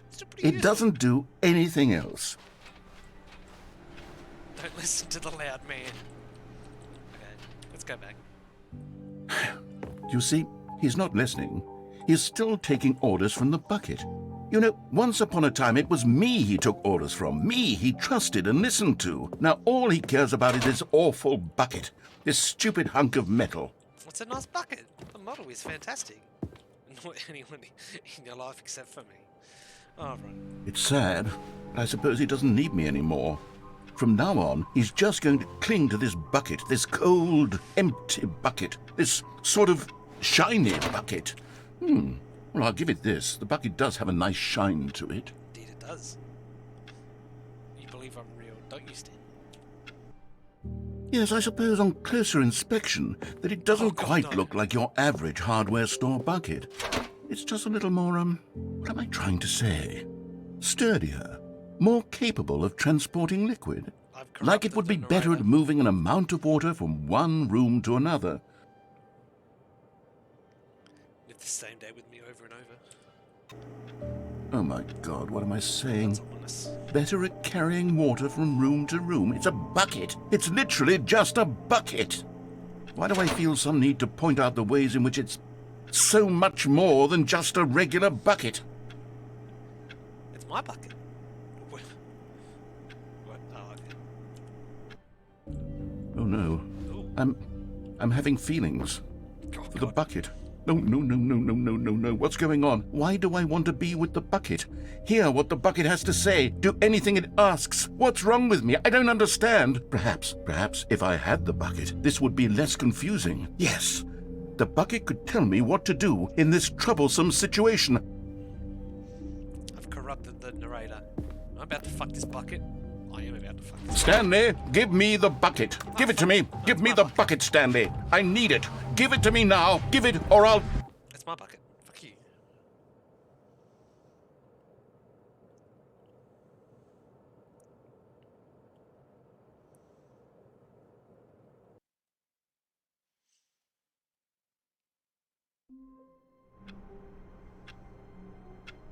Yeah, this game's fucking weird. The confusion and the chaos all seemed to melt away. Stanley clutched the bucket tightly to his chest and entered. This was not the correct way to the meeting room, but Stanley had felt the bucket calling to him, telling him that the employee lounge was simply the place to be. And here it was. Had the bucket turned out to be correct? Was this better than the meeting room? Yes, Stanley. No, never mind. Same The dollar. bucket was wrong. Stanley took the door on his left to go, and so the two of them detoured through the maintenance section and walked straight ahead to the opposite door. Let's go down here. I don't remember what it's called. But we'll take the bucket anyway. Guaranteed it's gonna be different. Oh, good Good, Stanley. I'm glad you found your way here. I knew you'd find this place eventually. What the fuck? Oh my god, the line's back. You see, your friends and I are concerned for you, Stanley. We've come together here because It's a fucking intervention. we care about you very much. It's this bucket you're carrying around everywhere. The bucket isn't even from the original Stanley Parable. It's just Fucking sequel intervention. content. We're the ones that matter, Stanley. Classic characters from the first game, like the Adventure Line and the Broom Closet. Because that's what fans want from a sequel. They want more of their favorite jokes, not this bucket that they've never seen before. Yes, I know I'm the one who gave you the bucket, but you're spending too much time with it. Don't you want another story involving the Adventure Line? We could make the Adventure Line go somewhere new. Yes, yes, that's what the fans want. Let's do it. I want to go in the broom closet.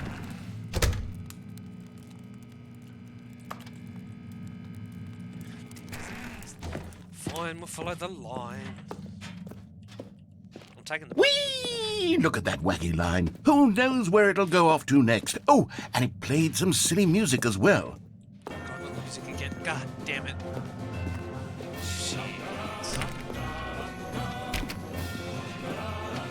At least I got the bucket this time. Now this is what the Stanley Parable is all about. Don't you remember all those great jokes from the original dialogue? Also, Stanley is addicted to drugs and hookers. Yes, it's as classic now as it was back then. Let's do it for the fans, Stanley. Let's give them more content exactly like this. But if we want to do that, you're going to have to give something up. I'm not giving up bucket. It's my bucket.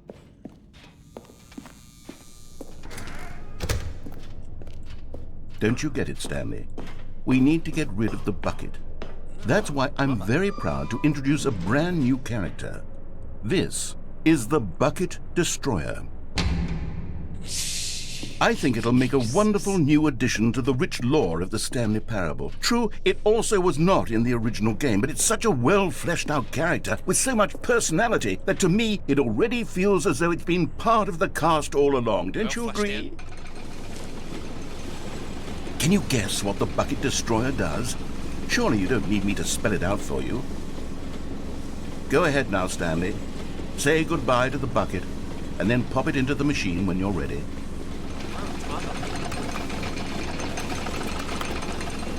Now listen to me. It's crucial that you give it the bucket.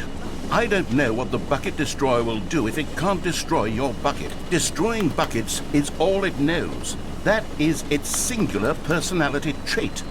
Sure, I can hear you saying, how does a character with only one personality trait deserve to join the pantheon of beloved Stanley Parable characters? Well, you see, if you were to really explore the Bucket Destroyer, you would see that its desire to crush buckets is so densely loaded with complexity and nuance that it's really like 10 personality traits. What other object in this game can you even say that about? The Broom Closet? Certainly not. I wonder what sort of Bucket Destroyer merchandise the fans will be clamoring for after this. Okay, the Bucket Destroyer is getting very upset now. You'll have to hurry and feed it. We can't get back to the classic Stanley Parable characters like the Adventure Line or the Bucket Destroyer until you crush that damn bucket. Quickly now, the fans are waiting. Do it, the fans, Stanley. Give the fans what they want. Hurry and...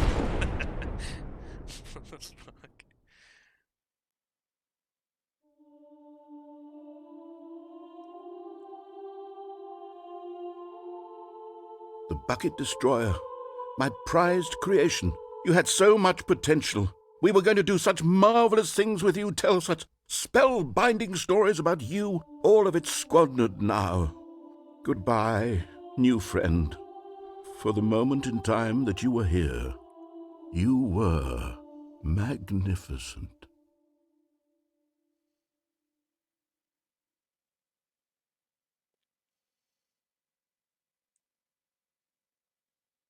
Yeah, this game's fucking whack.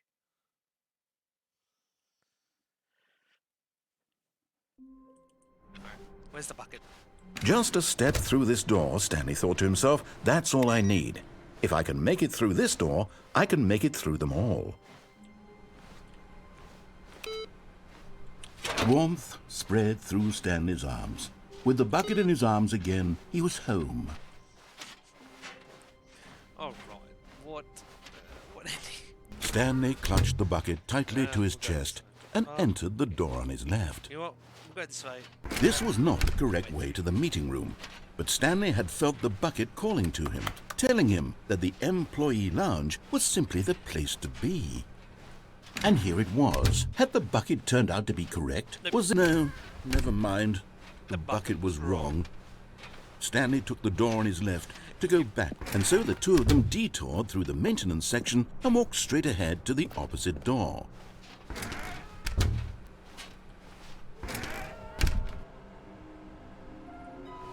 What the fuck?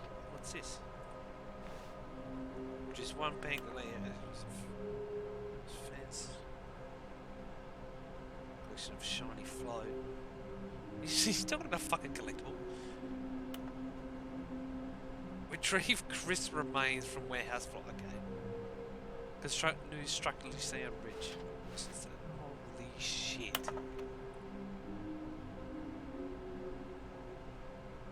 Gotta collect them all. Nearby fireplace. Private but smelly place. Somewhere both red and blue.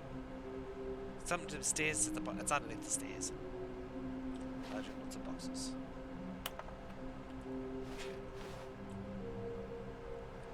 Trust the completionist instinct. There will be a reward for finding them all. Okay. Let's go under the stairs. See if he has anything to say. Oh, Stanley, can you feel it? The broom closet. It wants the bucket. You can feel that, can't you? The aura of jealousy. It's coming to a staircase. Stanley and the bucket walked upstairs to the boss's office. We're going down under the stairs. Fucking. Okay, I'm going back to the name of these little Stanley figurines. And now I'm torn between Stanlerines and Figlies. What do you think, Stanley? Okay, Figlies. What name better encapsulates the intrinsic sense of happiness that you get from seeing a small number in the corner of your screen go up by 1? Let me sit on it. I'm sure it will come to me. Oh, you know what? I fucking missed one downstairs. Oh, I'll have to go back. Let's do this first. But Stanley just couldn't do it. He considered the possibility of facing his boss, admitting he had left his post during work hours. He might be fired for that. And in such a competitive economy, why had he taken that risk? All because he believed everyone had vanished? His boss would think he was crazy. And then something occurred to Stanley. Maybe, he thought to himself, maybe I am crazy. He looked down at the bucket in his arms. Am I crazy? He asked the bucket. The bucket returned his gaze, but said nothing at all. That's strange, Stanley thought. Usually the bucket is a source of guidance and wisdom for me in difficult times such as these. He held the bucket close. He had felt none of its familiar reassurance and comfort. And that's when Stanley realized, this isn't my bucket. It's just a normal, everyday bucket. Someone else's bucket, perhaps. How did I end up with someone else's bucket? This is all terribly wrong. Surely no good would come from this. Who knows what sorts of bizarre hallucinations Stanley might experience without the psychologically grounding presence of his bucket. And indeed, now he noticed that the rooms were repeating, which was, of course, very odd. And now he felt himself floating off the ground. Oh, gracious, he exclaimed. Without my bucket, I've gone truly mad. Where is it? I must find it. Far off in the distance now, he heard it, calling to him. Stanley! Stanley, it's me! The bucket! Could it truly be? There it is. He rushed forward from room to room, passing by one bucket after the next. None of them were his. None of them were his special bucket. Come to me, Stanley! Find me! He had to find the bucket. He had to return to his old friend. It was the only way to truly restore his sanity. And then suddenly, he froze dead in his tracks. He knew where the voice of the bucket had been coming from. The real bucket was inside of him all along. It was This is an actual incredibly horror painful. game. Stanley doubled over in agony and blacked out. Actual horror game. This is the story of a woman named Mariella. Mariella woke up on a day like any other. She arose, got dressed, picked up her bucket of comfort and security, and walked to her place of work. Oh my God, she's But like on this fucking hell. particular day, her walk was interrupted by the body of a man who had stumbled through town, talking and screaming to himself, and then collapsed dead on the sidewalk.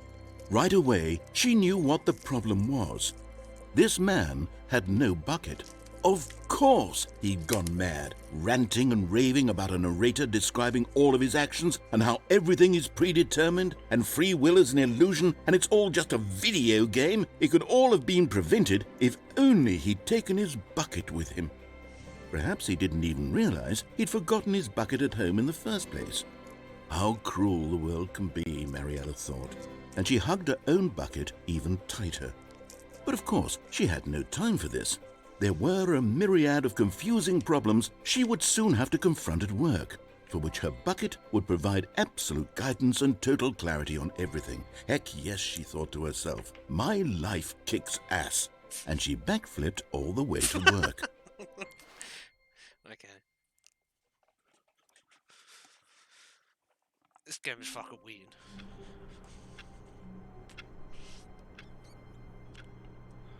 Alright. Let's find another collectible. All of his co-workers were... Wait, no. This isn't the right office, is it? Is this Stanley's office? That's different.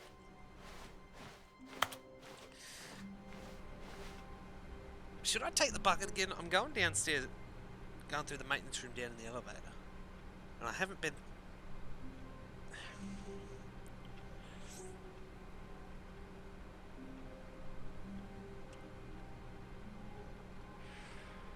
Stanley picked up the bucket and smiled. He'd never be alone again, not truly alone, not with the bucket around. Stanley clutched the bucket tightly to his... This was not the correct way to the meeting room, but Stanley had felt the bucket calling to him, telling him that the employee lounge was simply the place to be. And here it was. Had the bucket turned out to be correct? Well, no, never mind. The bucket was wrong. Stanley took the door on his left to go back, and so the two of them detoured through the maintenance section and walked straight ahead to the opposite door. Room with lots of crates? I think I know where it is. Oh, good, Stanley. I'm glad you found your way here. I knew you'd find this place eventually. And then... let's take the bucket all the way to the end, I guess. You see, your friends and I are concerned for you, Stanley. We've come together here because we care about you very much. It's this bucket you're carrying around everywhere. The bucket isn't even from the original Stanley Parable. It's just sequel content. We're the ones that matter, Stanley. Classic characters from the first game, like the Adventure Line and the Broom Closet. Because that's what fans want from a sequel. They want more of their favorite jokes, not this bucket that they've never seen before. Yes, I know I'm the one who gave you the bucket, but you're spending too much time with it. It's still... Don't you want another story involving the Adventure Line? We could make the Adventure Line go somewhere new. Yes, yes, that's what the fans want. Let's do it.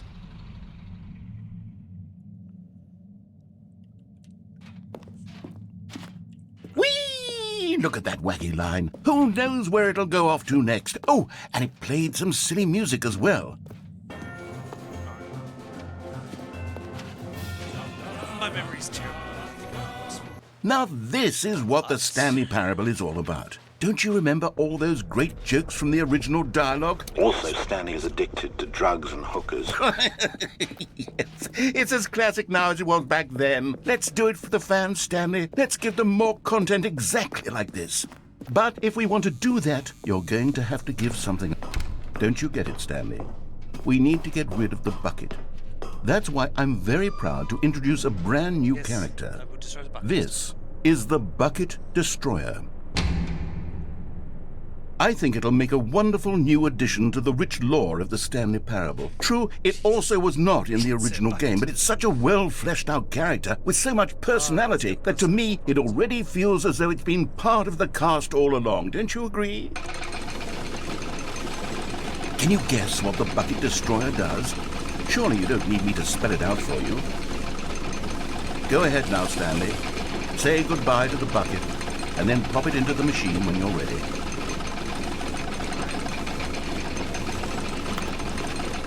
Now listen to me.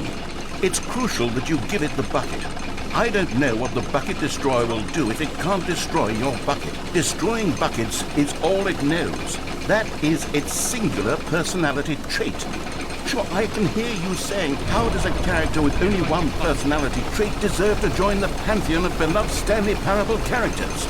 Well, you see, if you were to really explore the bucket destroyer, you would see that its desire to crush buckets is so densely loaded with complexity and nuance that it's really like 10 personality traits. What other object in this game can you even say that about? The broom closet? Certainly not. I wonder what sort of bucket destroyer merchandise the fans will be clamoring for after this.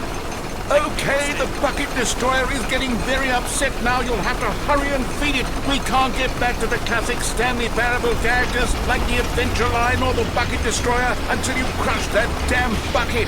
Quickly now, the fans are waiting. Do it, the fans, Stanley. Give the fans what they want. Hurry and...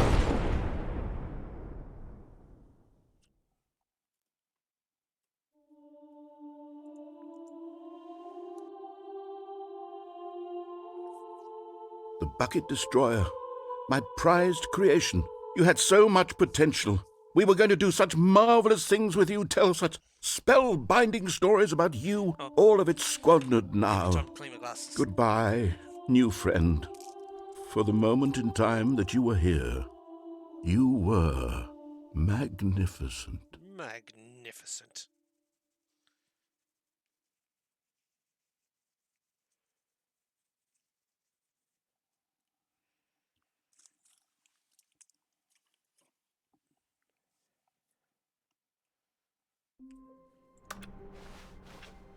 Even now, Stanley's office was a distant memory. What did it look like? There was a computer back. The good old bucket. Just Stanley and the bucket. Off on another thrilling adventure together. So the crate room... Stanley clutched the bucket tightly to his chest and entered. This was not the correct way to the meeting room, but Stanley had felt the bucket calling to him, telling him that the employee lounge was simply the place to be. And here it was. Had the bucket turned out to be correct? Well, no, never mind. The bucket was wrong. And I don't Stanley know took the door on his left to go back to the meeting room. Unless that's after the boss's office. No, Said the bucket. don't go to the meeting room. Go somewhere else. The cargo lift, I yes. Go see. there. Go to the cargo lift. Oh, I see. You fucking little cunt. You're Yeah. getting close now, Stanley. You've nearly gotten all of the Figler and Marines. Very soon, you'll collect the last one, and then the first number will equal the second number, and that will be it. We'll be different people by then. Different in the sense that we used to have none of them, and now we have them all. You can't go back to when you had no Figler and Marines. None of us can. The lift as it goes over the catwalk. Ah, I see the door open there. Oh, I see. Where the fuck am I?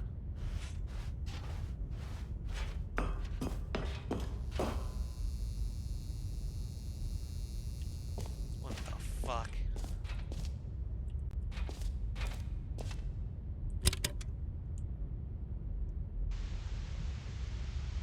Okay, this is day number 295.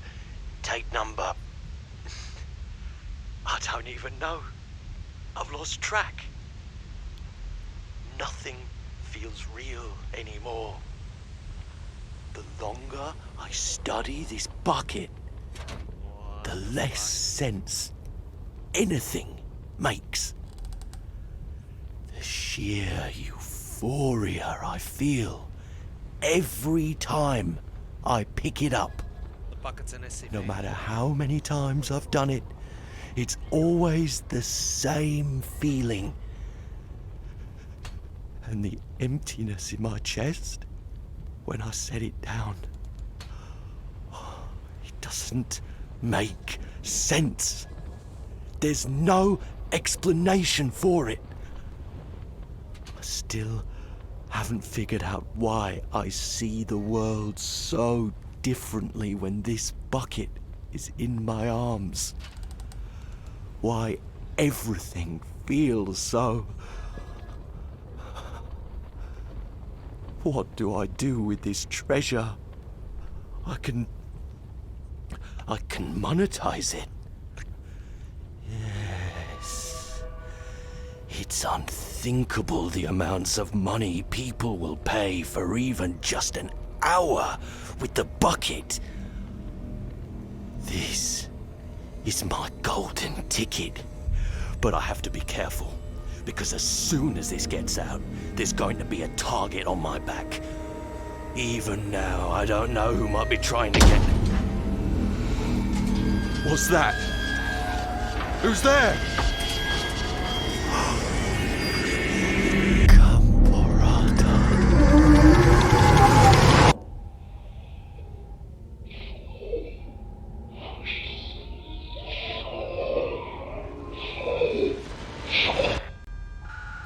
Literal horror game.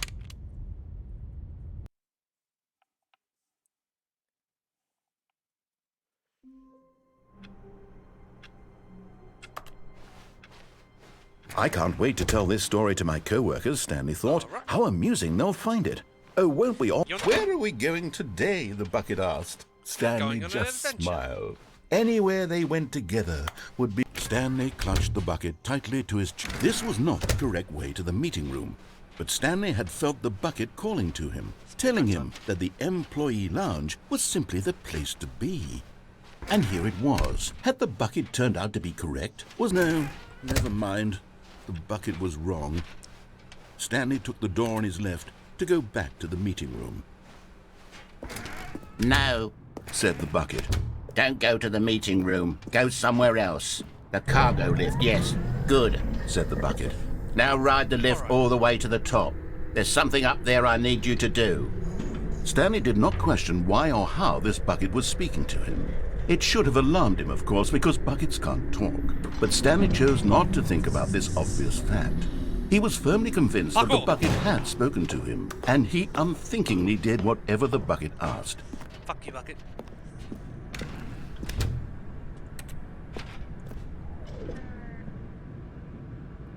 I feel like I've seen this room before.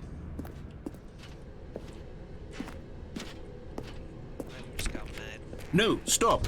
Look there on the wall. You see, there's a sign right there. It says, "No buckets past this point." Stanley, how could you think it was okay to bring the bucket here? Unless, what if the problem is that you actually don't know what is a bucket and what isn't a bucket? I suppose that would explain a lot about your behavior up to this point. Which, if that's true, well, my goodness, I think we have to do something about it. This misunderstanding could have dire consequences on the entire rest of the game if not addressed quickly and properly. So much of the impact of the story is dependent on your understanding of what is and isn't a bucket. Please, step in here for a moment.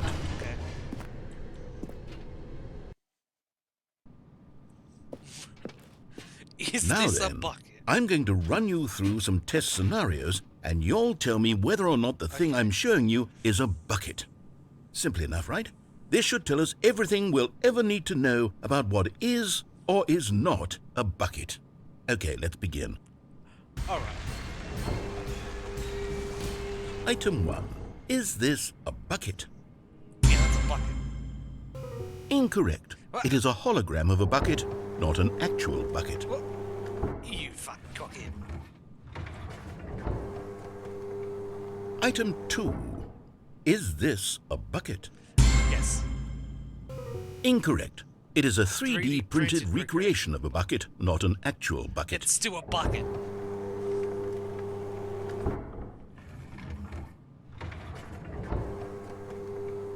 Item 3.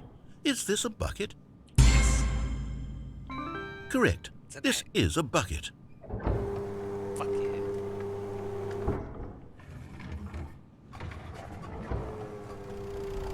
Item 4. Oh, Is this a bucket? fuck yes.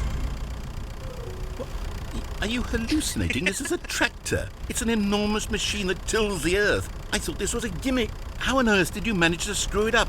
Absolutely incredible. Let's just move on to the next one. A fucking tractor. Okay. Is this a bucket? Yes. If it's Correct. This is a bucket.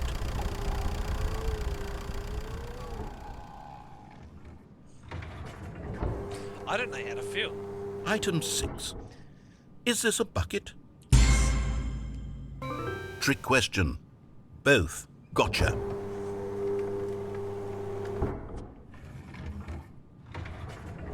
Item... Wait, hold on. I can't find the next one. Let me see. It should be around here somewhere.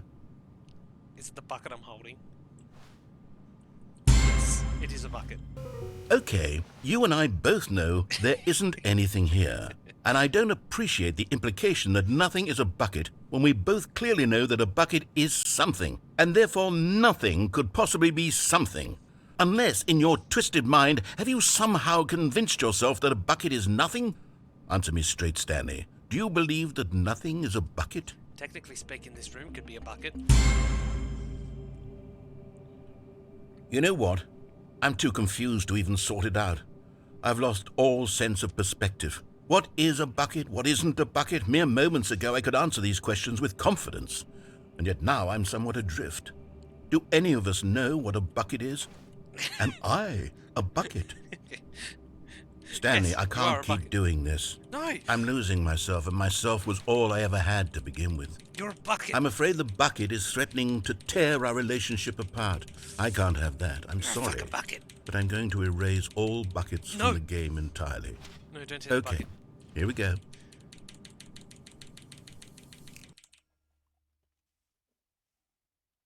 What happened? Is everything gone? Why did everything disappear? Wait, was It's all everything buckets. a bucket? Every single thing in the game was a bucket. Oh my God, I had no idea. How could... except me. I'm not a bucket after all. Everything's And a you, bucket. Stanley, you're still here. You're not a bucket either. Oh, this is wonderful news. We're not buckets. Yes, I actually feel much more at ease right now. It's delightful to get some clarity on that issue, but it doesn't change the fact that we haven't got a game. So, tell you what, I'll reset everything and we'll put back all of the buckets, okay? And we'll know that it's all a bucket. But if you run into anyone else, maybe don't mention that. Who knows what that information might do to a person? All right, here we go. It's all buckets. Everything. Stanley knew the office layout like the back of his hand. It was only a matter of time before he found the others, Alright, wherever they this time I'm were. not gonna take the bucket Just a matter of time. because I need this collectible. When Stanley came to a set of 2 open doors, this was not the correct way to the meeting room, and Stanley knew it perfectly well. Perhaps he wanted to stop by the employee lounge first, just to admire it. It was okay. It was okay. Oh, that's But eager to get back to business, Stanley took the first open door on his left. Nope. Stanley was so bad at following directions, it's incredible he wasn't fired years ago. And it- Penalties for misuse of cargo lift. Penalty for jumping off cargo lift. Look, Stanley, I think perhaps we've gotten off on the wrong foot here. I'm not your enemy, really, I'm not. I realize that investing your trust in someone else can be difficult, but the fact is that the story has been about nothing but you all this time. There's someone you've been neglecting, Stanley. Buckle. Someone? Really? I was in the middle of something. Do you have zero consideration for others? Are you that convinced that I want something bad to happen to you? Why, I don't know how to convince you of this, but I really do want to help you, to show you something beautiful. Look, let me prove it. Let me prove that I'm on your side. Give me a chance. And there it is. The last Stiggly Wiggly. Savor this moment, Stanley. This is a real accomplishment. This is doing something just for the sake of doing it. Where so many people expect to be rewarded for the most trivial achievements, you've insisted that a job well done is its own reward. I would tell you that I'm proud of you for collecting them all, but that would be like a reward, and we can't have that. So, instead I'll just say, it's done. We're all done here. And now we can go to whatever the hell you were doing before you hunted for figurines. Now listen carefully, this is important. Stanley walked through the red door. Fuck you. Aha, perhaps you misunderstood. Stanley walked through the red door. Fuck you. I still don't think we're communicating properly. Stanley walked through the red door. Fuck you. All right, fine. Go ahead, Stanley. You want to know so badly what's out there? You want to find out what lies at the end of this road you've chosen? Well, don't let me stop you. You see? There's nothing here. I haven't even finished building this section of the map because you were never supposed to be here in the first place. Broken rooms, exposed developer textures. Is this what you had wanted? Was it worth ruining the entire story I had written out specifically for you? Yes, it Do you was. not think I put a lot of time into that? Because I did. And in the end, it was all for nothing. Because this is what you wanted to see. Help me here, Stanley. Help elucidate these strange and unknowable desires of yours. What would have made this game better? What did you want to see? Vehicles? Skill trees? Work with me. You've given me absolutely nothing so far. Tell you what. Let me take a stab in the dark at a new design, and you can give me some feedback. Give me bucket back. There we go. A third option. This already feels leaps ahead of where we were before. Go ahead, Stanley. Okay, I'm going to stop you there. Now, tell me about your experience with this new version. Would you say that the game benefited from allowing you more choices? Feel free to be honest. I'm looking for some real critical feedback here. What if I just do Oh, of course. A 3. Really? Maybe next time we can get you to form an actual opinion, you know? Any level of critical thinking or engagement with your surroundings? Does that sound good? Think we can do that? Yes? Wonderful. He's such a dick. Here, based on the data from your previous playthrough, I've compiled a new version. And to be perfectly candid, I think I've knocked it out of the park with this one. Let's take a look. Let's. Now, would you say that competitive leaderboard helped you feel motivated to keep walking through doors? Again, honest answers, please. A fucking leaderboard. Oh, jeez, now it's gone too fast. Skip the intro sequence. Only the worst 3% of players chose the blue door. Alright, let's go back to this though. Oh, you... Come on, man.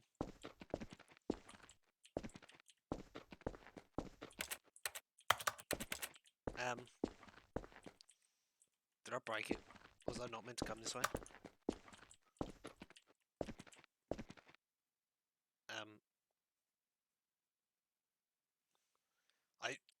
I broke the game somehow. How the fuck? How do I manage?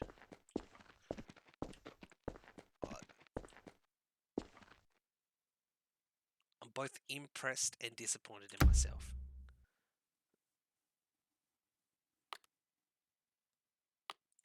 How did... Well, let's try that again. Hope. Oh no, I did restart it. Stanley, I'm sorry, but I have to put a pause on things. It's those figurines. Those figlets. I haven't stopped thinking about them since you nabbed every last one. Wasn't it just the most intrinsically fulfilling moment of your entire life? Didn't it fill you to the brim with inner richness? Yes, I know we're supposed to be telling a story, but won't you please indulge me with one more trip back to the memory zone? I would love nothing more than to revisit the figurines. Just one more time.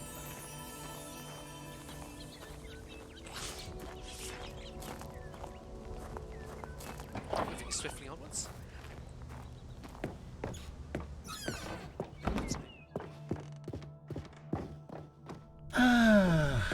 Here's where it all began. The first collectible. Back then, we had no idea of how many of them we'd find. Sure, it said 6 right there on the screen, but how could we know for certain? We were so innocent. We'll never be like that again, Stanley. What if I just leave it? Can I just leave it, or do I have to pick it up?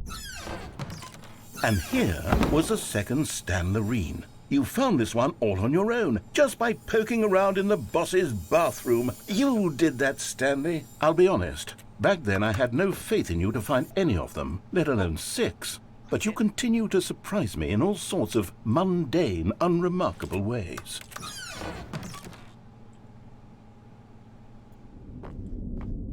Okay, let's do a little quiz. Which of these rooms was the room you found your third mini Stan? Can you remember? It was the fucking boss room.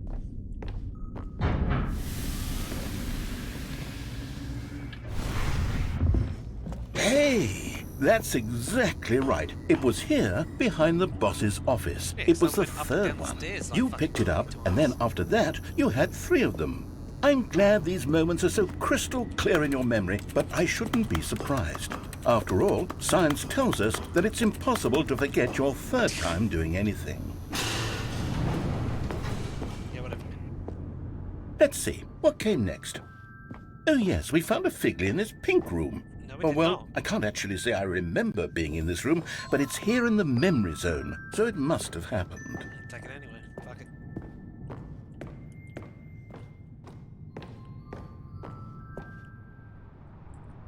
This was the 5th mini Stan, and this one was really something special. It was in the warehouse. I remember it so clearly. In fact, because this one is particularly special to me, I made a little video to commemorate the occasion. Enjoy.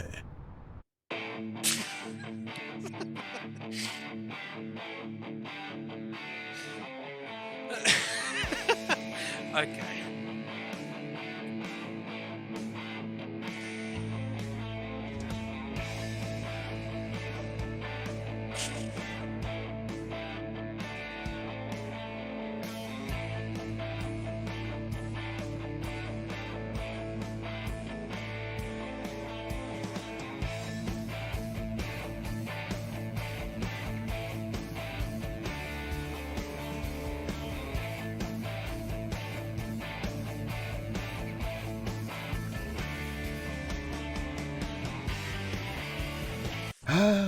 Takes you back, doesn't it? I spent a lot of time making that video, but it was 8 minutes I wouldn't have spent on anything else.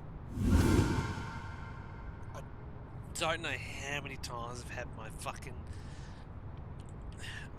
head in my hands with this game. It just continues to amaze me.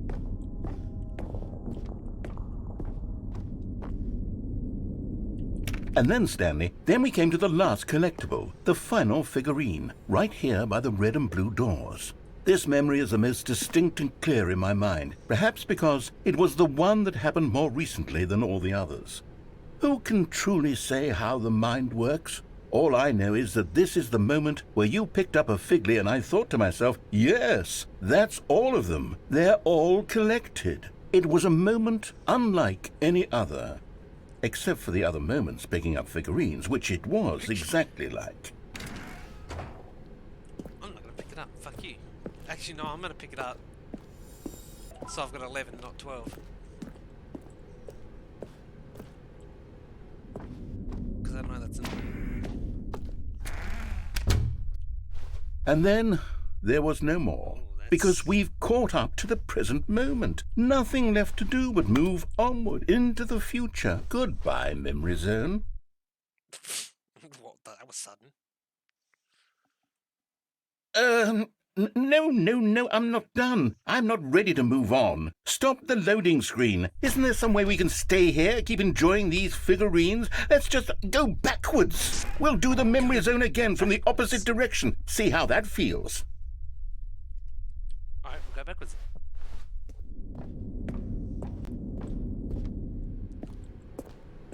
Okay, yes, the room with the red and blue doors. I remember this. I must say, of all the figurines we looked at in our initial tour of the memory zone, this one is the most distinct and clear in my mind. Let's keep going. I want more.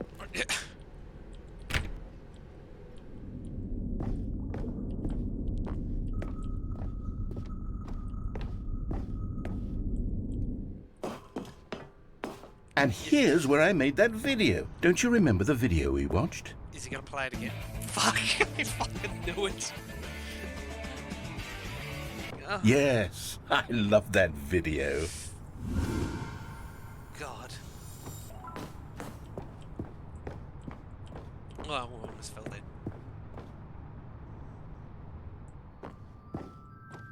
And the pink room. Still don't remember the pink room, Stanley. Still no memory of this one. Good room, though. A solid room. It's the apple room. These really were a treat to hunt down. You know, if there had been any kind of reward for We didn't get finding the one all on of these, sticks. it really would have neutered the intrinsic joy of collecting them. I'm very glad we resisted the that's the temptation. pink room one. Next one. Alright. I'm stupid.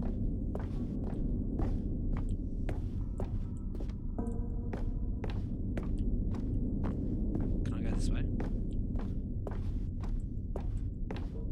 I cannot.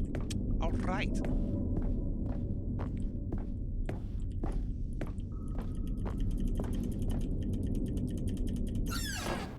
This was our second Figley. Don't you remember? Yes, I remember it too.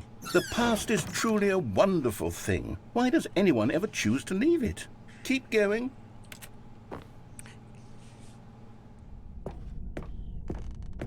This is it. The very first one we found in the exhibit where I introduced you to the figlarines. Oh, I want more memories, Stanley. I want to keep going. Oh, What where's else the is there? question? What came before this?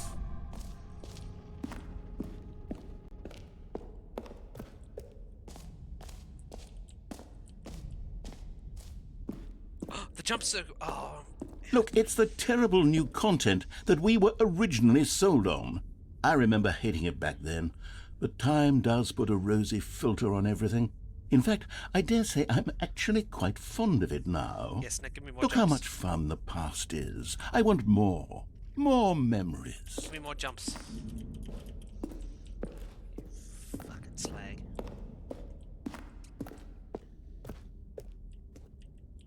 Oh, yes, the two doors. Who could have forgotten that? A classic memory, this one. And we're back at the start. And before everything else, there was your office. Is there anything else? Was there something that came before your office? There's something I feel I can remember. I can remember.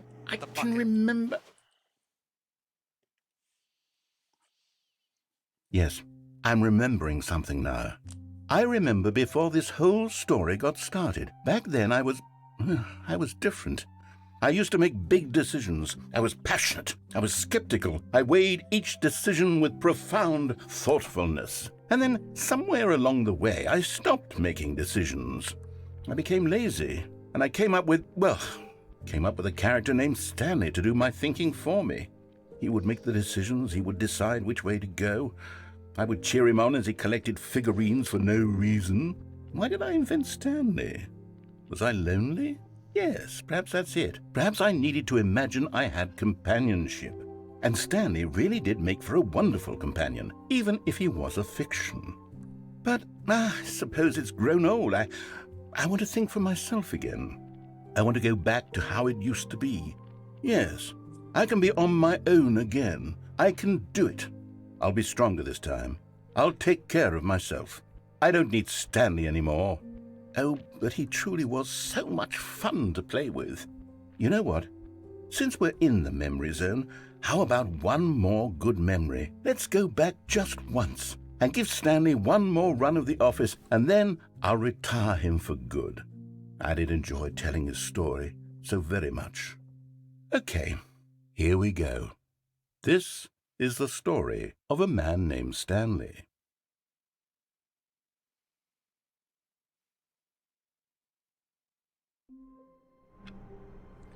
We were the reassurance bucket all along. We were the bucket. I'm taking the bucket with me. A good bucket, a strong bucket, a humble bucket. Stanley clutched the bucket tightly to his chest and entered the door on his left. I think all I need to do is go all the way through with it here. With the bucket.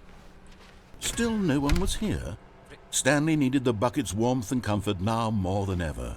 Perhaps his boss's office was where he'd find answers. Reboot the game entirely? What?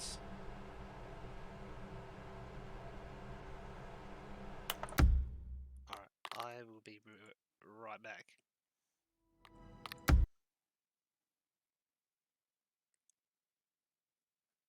Alright. We are rebooting.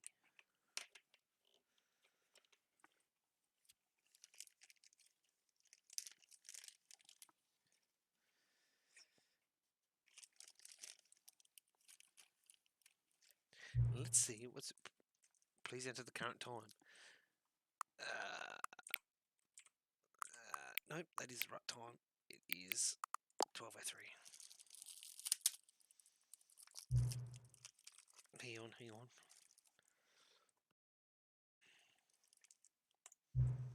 Before we so the clock both times you've been okay.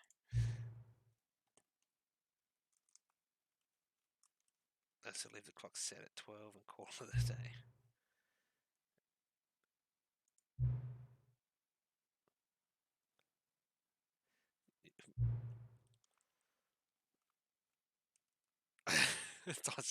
Okay. I'll make you a deal. Next thing you put out the game, set the screen, just set the clock to your favourite time. If it's not the correct time, you've earned it. Right, back to the game now.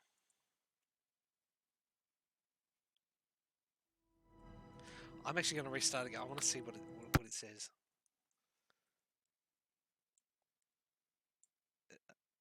As soon as Steam lets me launch, yep.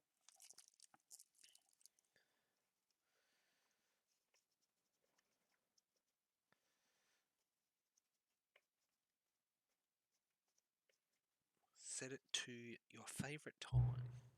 Please enter my favourite time. It'll be 4 p.m. when I finish work.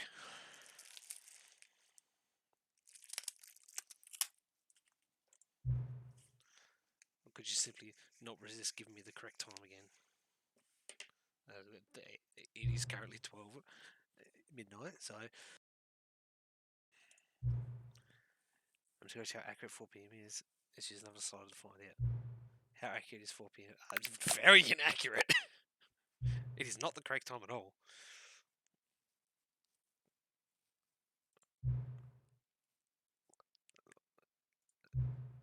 It's good to collect data. Actually, have my sliders. You have one slider. Shouldn't be too hard. Let me whip up a couple new ones. Should be ready for the next time you build up the game. I'll check that out later. I want to see what happens. This is the story of a man named Stanley. Stanley worked for a company in a big building where he was employee number 427. Employee number... We'll skip the intro then.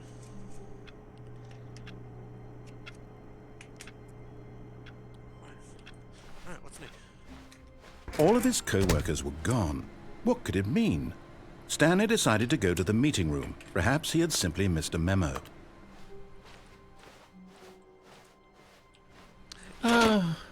The embrace of an old friend, a weathered companionship that stands the test of time. Stanley clutched the bucket tightly to his chest and entered the door on his left.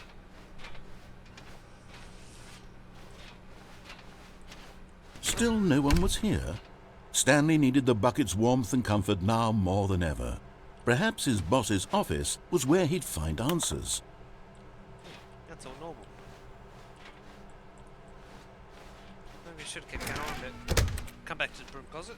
Let's actually... Coming to a staircase, Stanley and the bucket walked upstairs to the boss's office. How do I get the sticker for the bucket? Stepping into his manager's office, Stanley was once again stunned to discover not an indication of any human life. Crushed by the weight of this revelation, Stanley may have broken down into an emotional dumpster fire if not for the soothing presence of the bucket. Even now, in his darkest of hours, did the bucket's warmth and guiding light pierce the dark clouds of confusion and chaos. It would be with him always. The bucket would. And he knew it.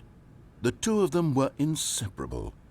At this point, Stanley was so absorbed in the tender spiritual connection he shared with the bucket that he didn't notice the keypad behind the boss's desk. Nor in his bliss of simply being near the bucket did he have any notion that the PIN number for the keypad was 2845.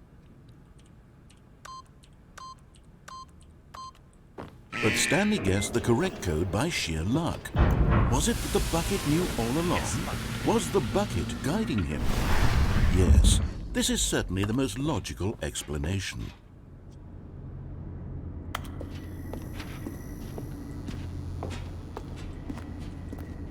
I instantly went to get the fucking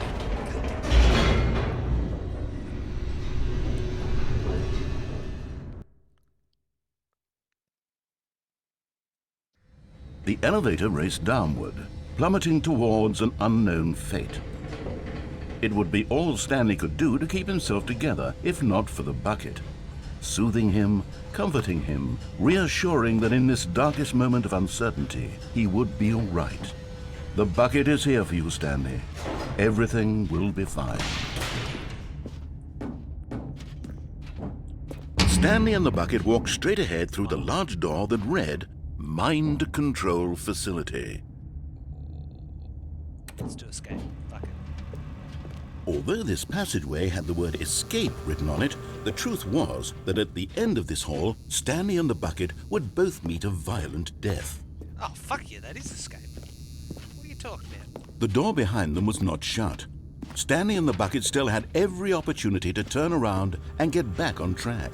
Nah, fuck you. At this point, Stanley and the bucket were knowingly walking forward into a very painful death for each of them. Ah, the bucket will be fine.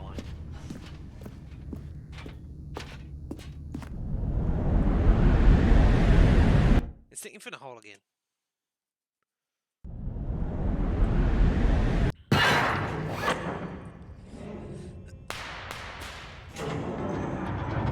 Or it's Half-Life 2.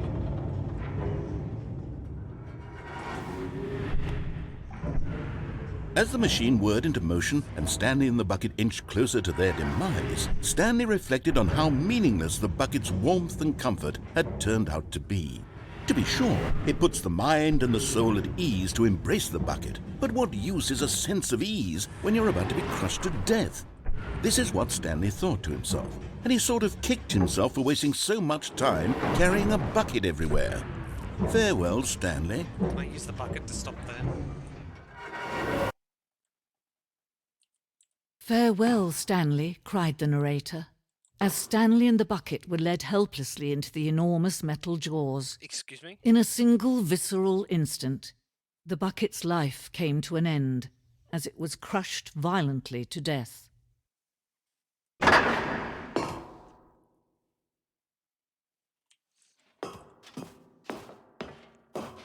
It was a shame, the death of such a magnificent bucket. It's true that all buckets are radiant in their own way, but this one stood above the rest. It was a glorious bucket to Oh my behold. god, there's a memorial hall for the bucket. Oh no, it's gone. The grand exhibit. That's about it. You can cross freely. I can't bother reading all of that. Just gonna skim over it. Alright, continuing onwards. Can you see how arrogant it was for Stanley to take a bucket like this and to claim it for his own? Can you see the hubris that blinded him? Can you see that the bucket is far more noble than Stanley will ever be in his short life? Okay, bitch, goddamn. Why's the bucket got two handles? Oh, the bucket with two handles, okay. Too dangerous and recklessly experimental. Just for okay. 25 buckets.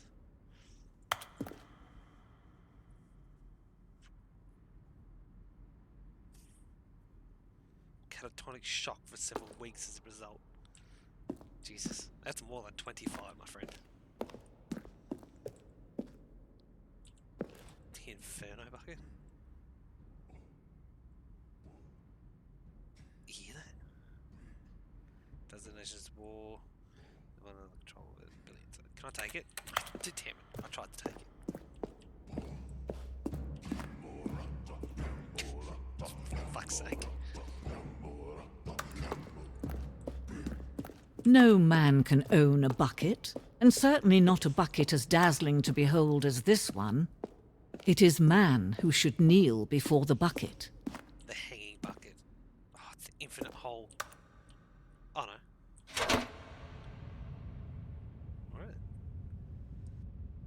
But there is something we can do. Something we can do together, you and I, that will right this terrible wrong.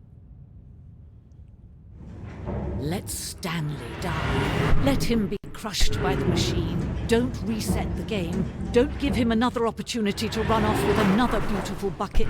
We can save the world's buckets from their treatment as tools and implements if only we let Stanley die together. The bucket shall take its place as ruler, as leader, as commander of a new world, a new vision of the...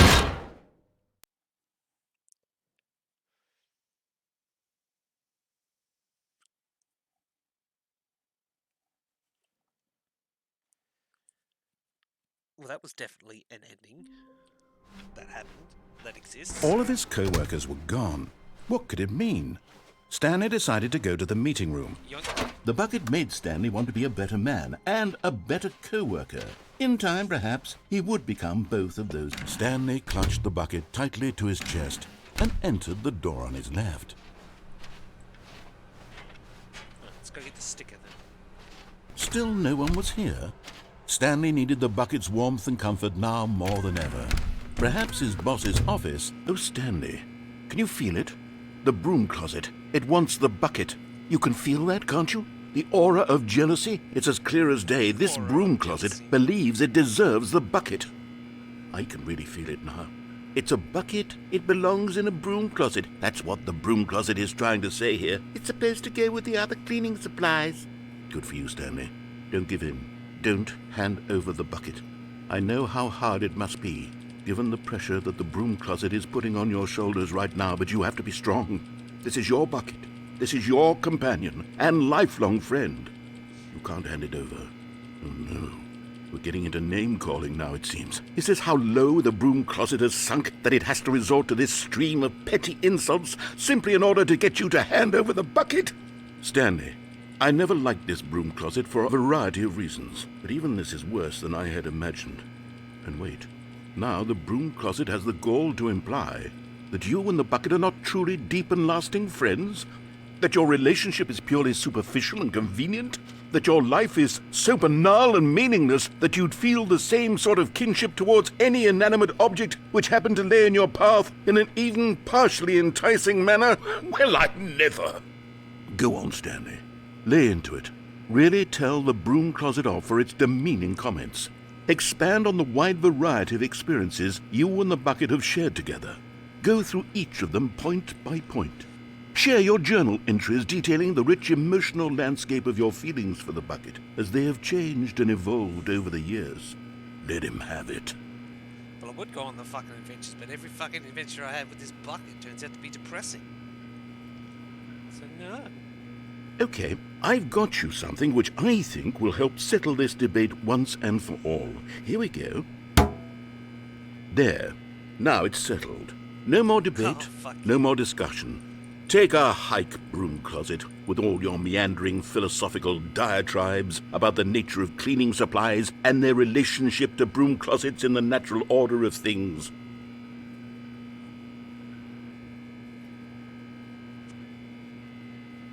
All right, I've got a second sticker back here, and I'm going to slap it on as well because I think it's appropriate. Oh, fuck See? you. I feel that it works because the sticker is also a bucket. That way, if you're ever unsure whether the thing you're holding is a bucket or not, you can look down at this sticker and say to yourself, This is a bucket. It's a bucket. There really is a wide variety of applications for this sticker.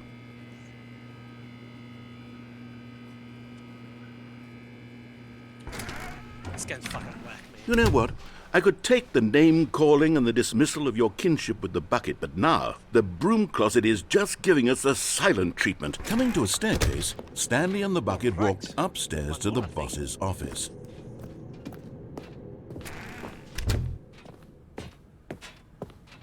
Stepping into his manager's office, Stanley was once again stunned to discover not an indication of any human life. But Stanley guessed the correct code by sheer luck.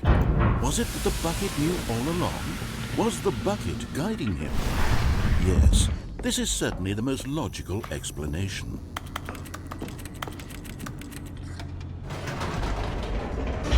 Speedrun.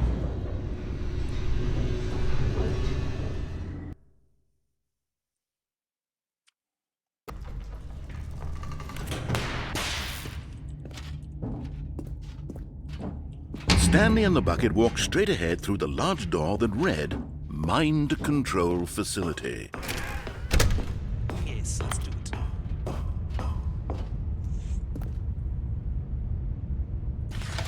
The lights rose on an enormous room packed with television screens.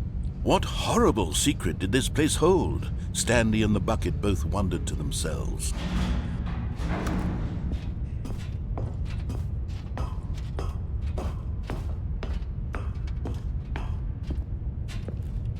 Come on, buckets. The monitors jumped to life, and Stanley nearly dropped the bucket in shock. Everyone in the office was being videotaped, monitored like guinea pigs. The bucket had never seen anything like this, and it very nearly burst into tears as Stanley cradled it gently, reassuring it that everything would be fine. Fuck, a bucket nearly cried. Okay, okay.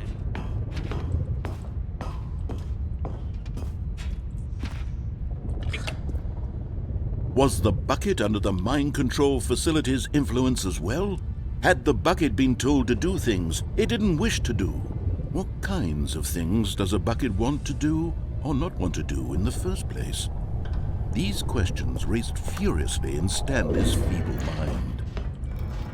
No! He screamed into the bucket. He couldn't accept it. His own life in someone else's control, never! He squeezed the bucket tighter, his one friend in the entire world. At this point, he could trust no one except for the bucket. But here was the proof. The heart of the operation. Controls labeled with emotions, happy or sad or content.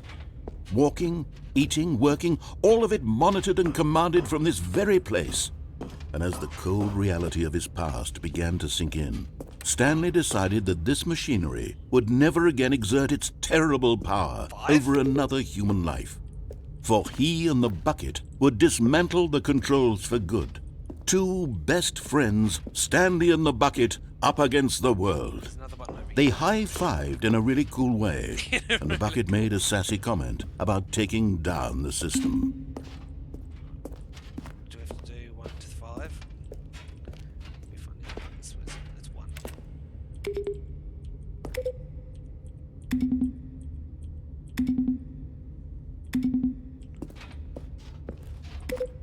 Okay. 3 was over here.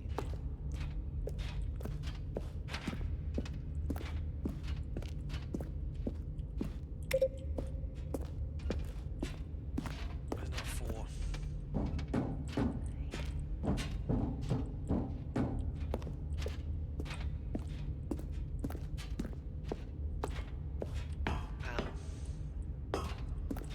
Where is number 4? Denny?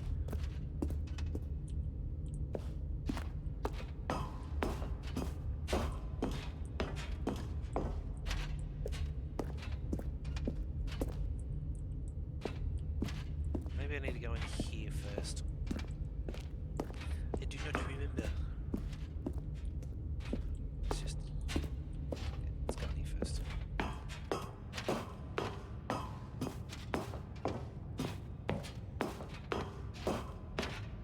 When at last they came to the source of the room's power, Stanley and the bucket knew it was their obligation to put an end to this horrible place and to everything it stood for.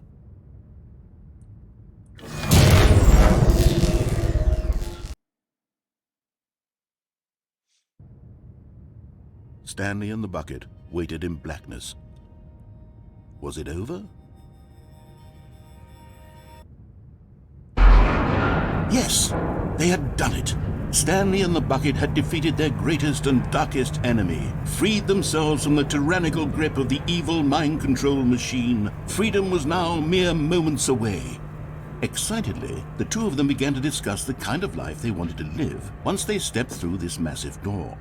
The bucket wanted to learn to roller skate. Stanley wanted to sneeze in every country on Earth. Both of them wanted to begin watching a movie, any movie, but then stop it halfway through and begin watching it in reverse from the end. True, it was a simple life they envisioned, but it was one they'd lived together, with one another to lean on, to trust, to support, and What? Wait. What was happening? Why had the door stopped? Was Stanley and the bucket not about to be freed? An unbearable silence filled the room, lingering in uncertainty, until finally the truth hit Stanley square in the face. This building did not want the bucket to leave. Even the facility itself recognized the incredible calming presence of the bucket, needed the soothing warmth of the bucket, would go to any lengths not to part with the bucket. No, no, no.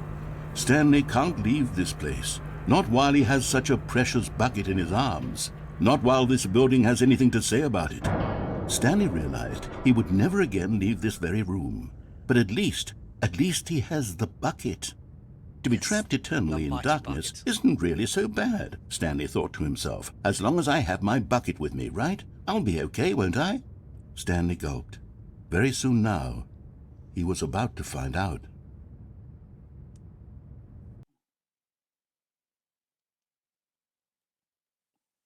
All right. All of his co-workers were gone. What could it mean? Stanley decided to go to the meeting room. Perhaps not everyone is so lucky to have a bucket, but Stanley is a very lucky fellow. Very lucky indeed. The bucket is a fucking SMU. Stanley clutched the bucket tightly to his chest and entered the door on his left. Speedrun. Still no one was here. Stanley needed the bucket's warmth and comfort now more than ever. Perhaps his boss's office was where he'd find answers. Coming to a staircase, Stanley and the bucket walked upstairs to the boss's office. Speedrun.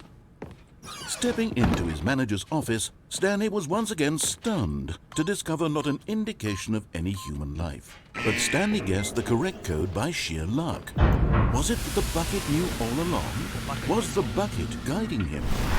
Yes, this is certainly the most logical explanation. 360 button press.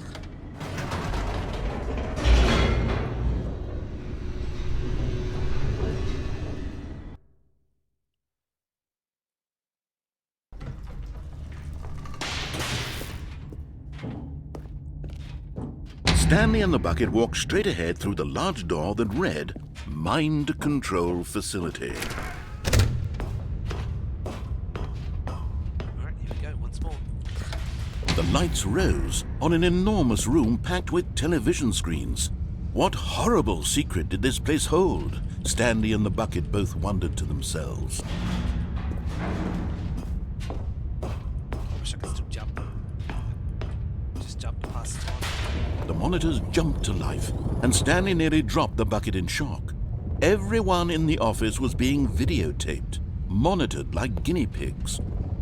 The bucket had never seen anything like this, and it very nearly burst into tears as Stanley cradled it gently, reassuring it that everything would be fine. Why is that one broken up there? That's fine. Okay. Was the bucket under the mind control facility's influence as well? Had the bucket been told to do things it didn't wish to do? What kinds of things does a bucket want to do or not want to do in the first place? These questions raced furiously in Stanley's feeble mind. No! He screamed into the bucket. He couldn't accept it.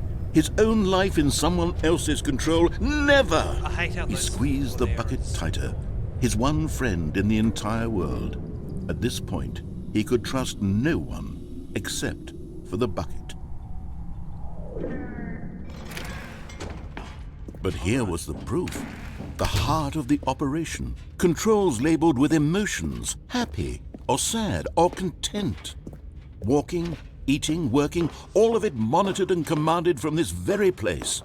And as the cold reality of his past began to sink in, Stanley decided that this machine... But at the last second, the bucket jumped in and pressed the button to turn on the controls. Stanley gasped in horror. Had this been the bucket's plan all along? To take over the machine and claim the power for itself? How could the bucket have betrayed him like this? Stanley was prepared to throw the bucket away in disgust when suddenly an image appeared upon the enormous screen. Birds. Silly birds. the control buttons became active again. That one. Oh, yeah. Fuck. Stanley flipped through one video of silly birds after another, and then it dawned on him. This wasn't a mind control facility at all. It was a facility for monitoring and surveilling silly birds all over the world. The mind controls were only a facade to disguise its true intentions. Why? Had the bucket known this all along? Stanley marveled at the metal genius in his hands, the one who had pointed him towards this incredible discovery. Stanley and the bucket never found freedom because they spent the rest of their lives here in this place, flipping through live streams of the silliest birds imaginable. Of all the possible paths his life could have taken, this one was surely the best. Oh, fuck, indeed. And Stanley was happy. Look at that one.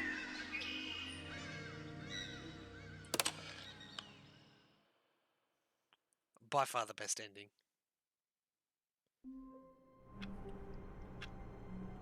Alright, go back to the red and blue room. All of his co-workers were gone. What could it mean? Stanley decided to go to the meeting room. Perhaps he had simply missed a memo.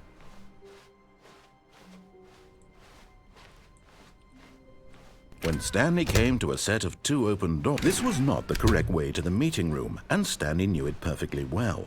Perhaps he wanted to stop by the employee lounge first, just to admire it. Ah, yes, truly a room worth admiring. But eager to get back to business, Stanley took the first open door on his left. Stanley was so bad at following directions, it's incredible he wasn't 5 years ago. Look, Stanley, I think perhaps we've gotten off on the wrong foot here. I'm not your enemy, really, I'm not. I realize that investing your trust in someone else can be difficult, but the fact is that the story has been about nothing but you all this time. There's someone you've been neglecting, Stanley. Fuck off. What? Really? I was in the middle of something. Do you have zero consideration for others? Are you that convinced that I want something bad to happen to you? Why, I don't know how to convince you of this, but I really do want to help you, to show you something beautiful. Sure, sure. Let me prove it. Let me prove that I'm on your side. Give me a chance. Now listen carefully, this is important. Stanley walked through the red door. Nope. Aha, perhaps you misunderstood. Stanley walked through the red door. Fuck you. I still don't think we're communicating properly. Stanley? All right, fine, go ahead, Stanley. You want to know so badly what's out there? You want to find out what lies at the end of this road you've chosen? Well, don't let me stop you. You see? There's nothing here. I haven't even finished building this section of the map, because you were never supposed to be here in the first place. Broken rooms, exposed developer textures. Is this what you had wanted? Was it worth ruining the entire story I had written out specifically for you? Do you not think I put a lot of time into that? Because I did. And in the end, it was all for nothing, because this is what you wanted to see. Help me here, Stanley. Help elucidate these strange and unknowable desires of yours. What would have made this game better? What did you want to see? Vehicles? Skill trees? Work with me. You've given me absolutely nothing so far. Tell you what, let me take a stab in the dark at a new design, and you can give me some feedback. There we go. A third option. This already feels leaps ahead of where we were before. Go ahead, Stanley. Take it for a spin. Okay, I'm going to stop you there. Now, tell me about your experience with this new version. Would you say that the game benefited from allowing you more choices? Feel free to be honest. I'm looking for some real critical feedback here. Why is the one in the... Never mind, it's just the lighting. Oh, of course. A 3. Really? Maybe next time we can get you to form an actual opinion, you know? Any level of critical thinking or engagement with your surroundings? Does that sound good? Think we can do that? Yes? Wonderful. Here, based on the data from your previous playthrough, I've compiled a new version. And to be perfectly candid, I think I've knocked it out of the park with this one. Let's take a look. And leaderboard back.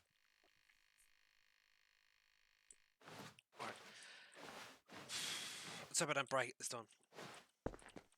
Oh, thank fuck.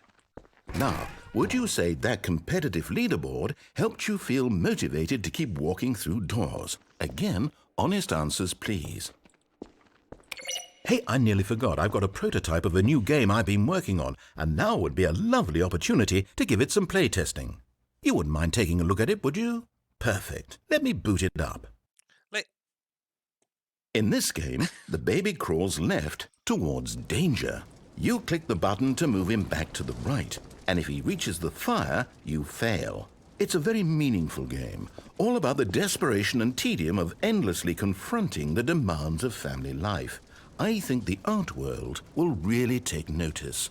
But of course, the message of the game only becomes clear once you've been playing it for about 4 hours. Jesus. So why don't you give it 4 hours of play to make sure it's effective? Be sure to keep notes on your experience. What if I just don't press the button? You heartless bastard. Did you do it because you hate babies or purely to spite me? Because if it's the latter, well, I don't know what to do. I'm completely out of ideas. I can't think of a single thing that might improve the experience for me. I'm not even going to try. I'm out. I'm done. It's over. Thank you for playing. Your input was extremely valuable. Oh, hey, since my game was so awful, why don't we play someone else's game, just to ease the pain? Let's see. What do we have here? Yes, this seems like it'll work. Let's give it a shot. Is it going to be Minecraft?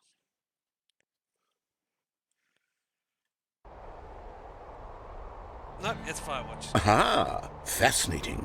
What do you think this game is about, Stanley? What's our backstory? What is our motivation? Well, it seems obvious to me that you are meant to play as a creepy man spying on innocent civilians below you from up high in your creep tower, perhaps for some sort of twisted, erotic purpose. I mean, he's kind of not wrong. Yes, that must be it. What a fascinating venture into the experience of total mental depravity. So far, I love everything about this game, Stanley. And it seems there's even more. Come, let's venture outward and see what else is out there. Sweet.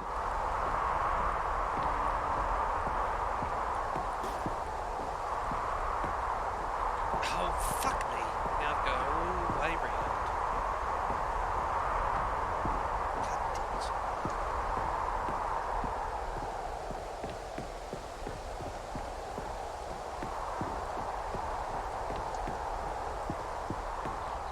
Oh, no. No, it can't be. Wart. I'm gonna go over here. It is. It's an open world game. Good God, quickly block it off. Oh, thank goodness, Stanley. What a close call. You nearly wandered off into that thing. That big, open, just wandering around. No right or wrong directions. No path to follow. You can just go in any... Oh, thank heavens we avoided it. We're out of the woods now, Stanley. Okay, I'm going to get us out of here. Let's find another game. Preferably something with walls. Something with nice, big, insurmountable walls. What's it gonna be? Okay, I think this will be just the thing.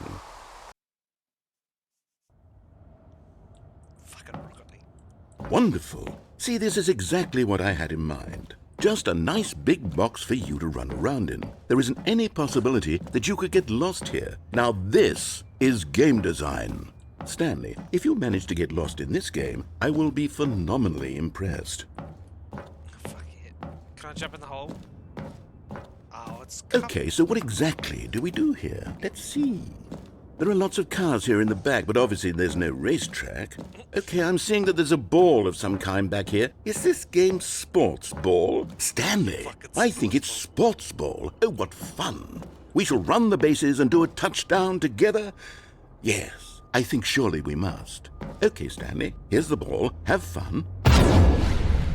Huge. Huge. Oh shit, I'm picking up speed. Oh fuck yeah. Are you doing it? Are you winning? Is this fun? Is it better than my miserable little story that I worked so hard on? Stanley, I have a thought. And I realize I'm not a sportsologist, but if one ball generates a certain amount of raw adrenal pleasure, then surely multiple balls makes for an even more euphoric sports experience. I'm going to try it out. Here comes another ball. Yes! Oh goodness, that really does feel amazing, doesn't it? Stanley, I'm like a child in a confectionery shop. I simply have to have more. I'm insatiable. More balls!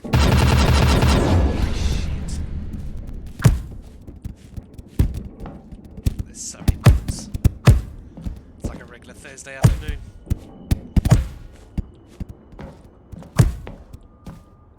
Are you enjoying this, Stanley? Are you having fun? Is this a real video game? Well, I sure hope you're having a good time, because guess what? It's over. That's right. Oh. Your little fun comes to an end. This is my game, and what I say goes. You get to have fun when I let you, Stanley. Besides, you need someone like me to set boundaries for you. Without rules or boundaries, video games are nothing. Yes, that's what I am. I'm structure. I'm your sense of purpose. And since you decided you didn't want to play my game, now I don't want to play with you either. So, goodbye, Stanley. I'm leaving. See how you like it when I'm not around to set the rules. Somehow, I don't think you'll enjoy it as much. But who knows? You're an inventive kid. You'll come up with something. After all, you're the one who knows best. Take care, Stanley. Bye.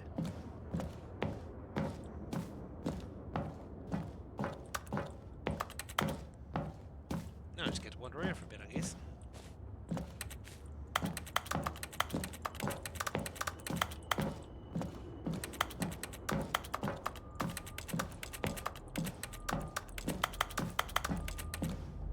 Hold on. What are you doing?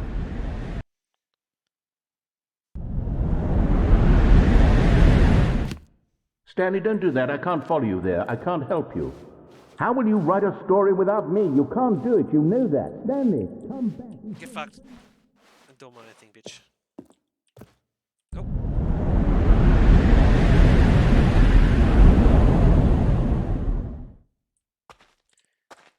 Ooh.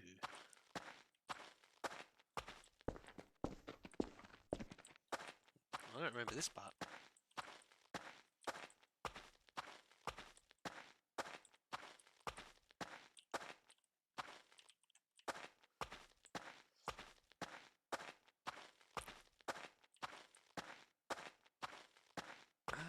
This is the fucking mod level. I don't remember this.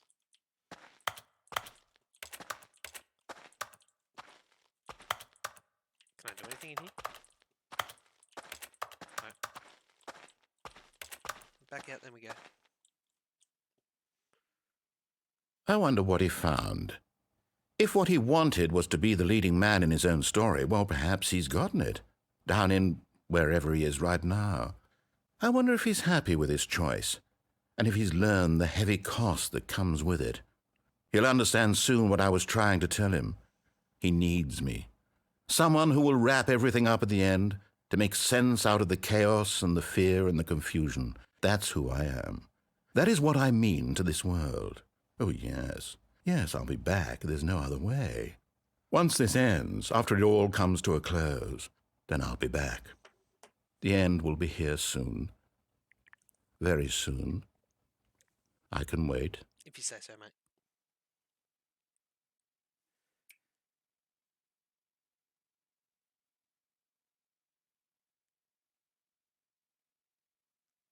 And we're back at the start. Cool. Well, that's really cool. I'm going to restart the game again and see what those fucking... See what the loading thing has, the launch thing has for me this time. New sliders.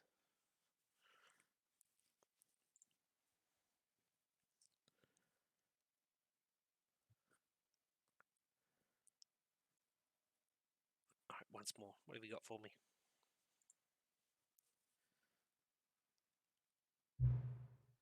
Please just start confused, barely visible. I'll just fucking leave it as that. Please just start it until the dog and the cat are friends.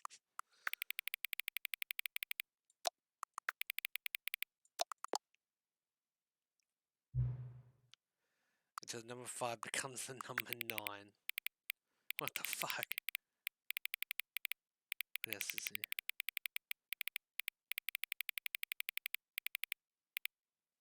There's many options. I'm going to do this one. That one. Until you stop adjusting. There. Which of the 2 magic words below is most appealing to you? Scruntush. That's the one I can pronounce. Please don't adjust the slider. Fuck you. Do you know what time it is right now? Yeah, I do. It's fucking 1:45. Is the time that it is right now the correct time? Yes. What is the time anyway? Yes. Is there anything about yourself that you haven't told me? No. Help. Yes.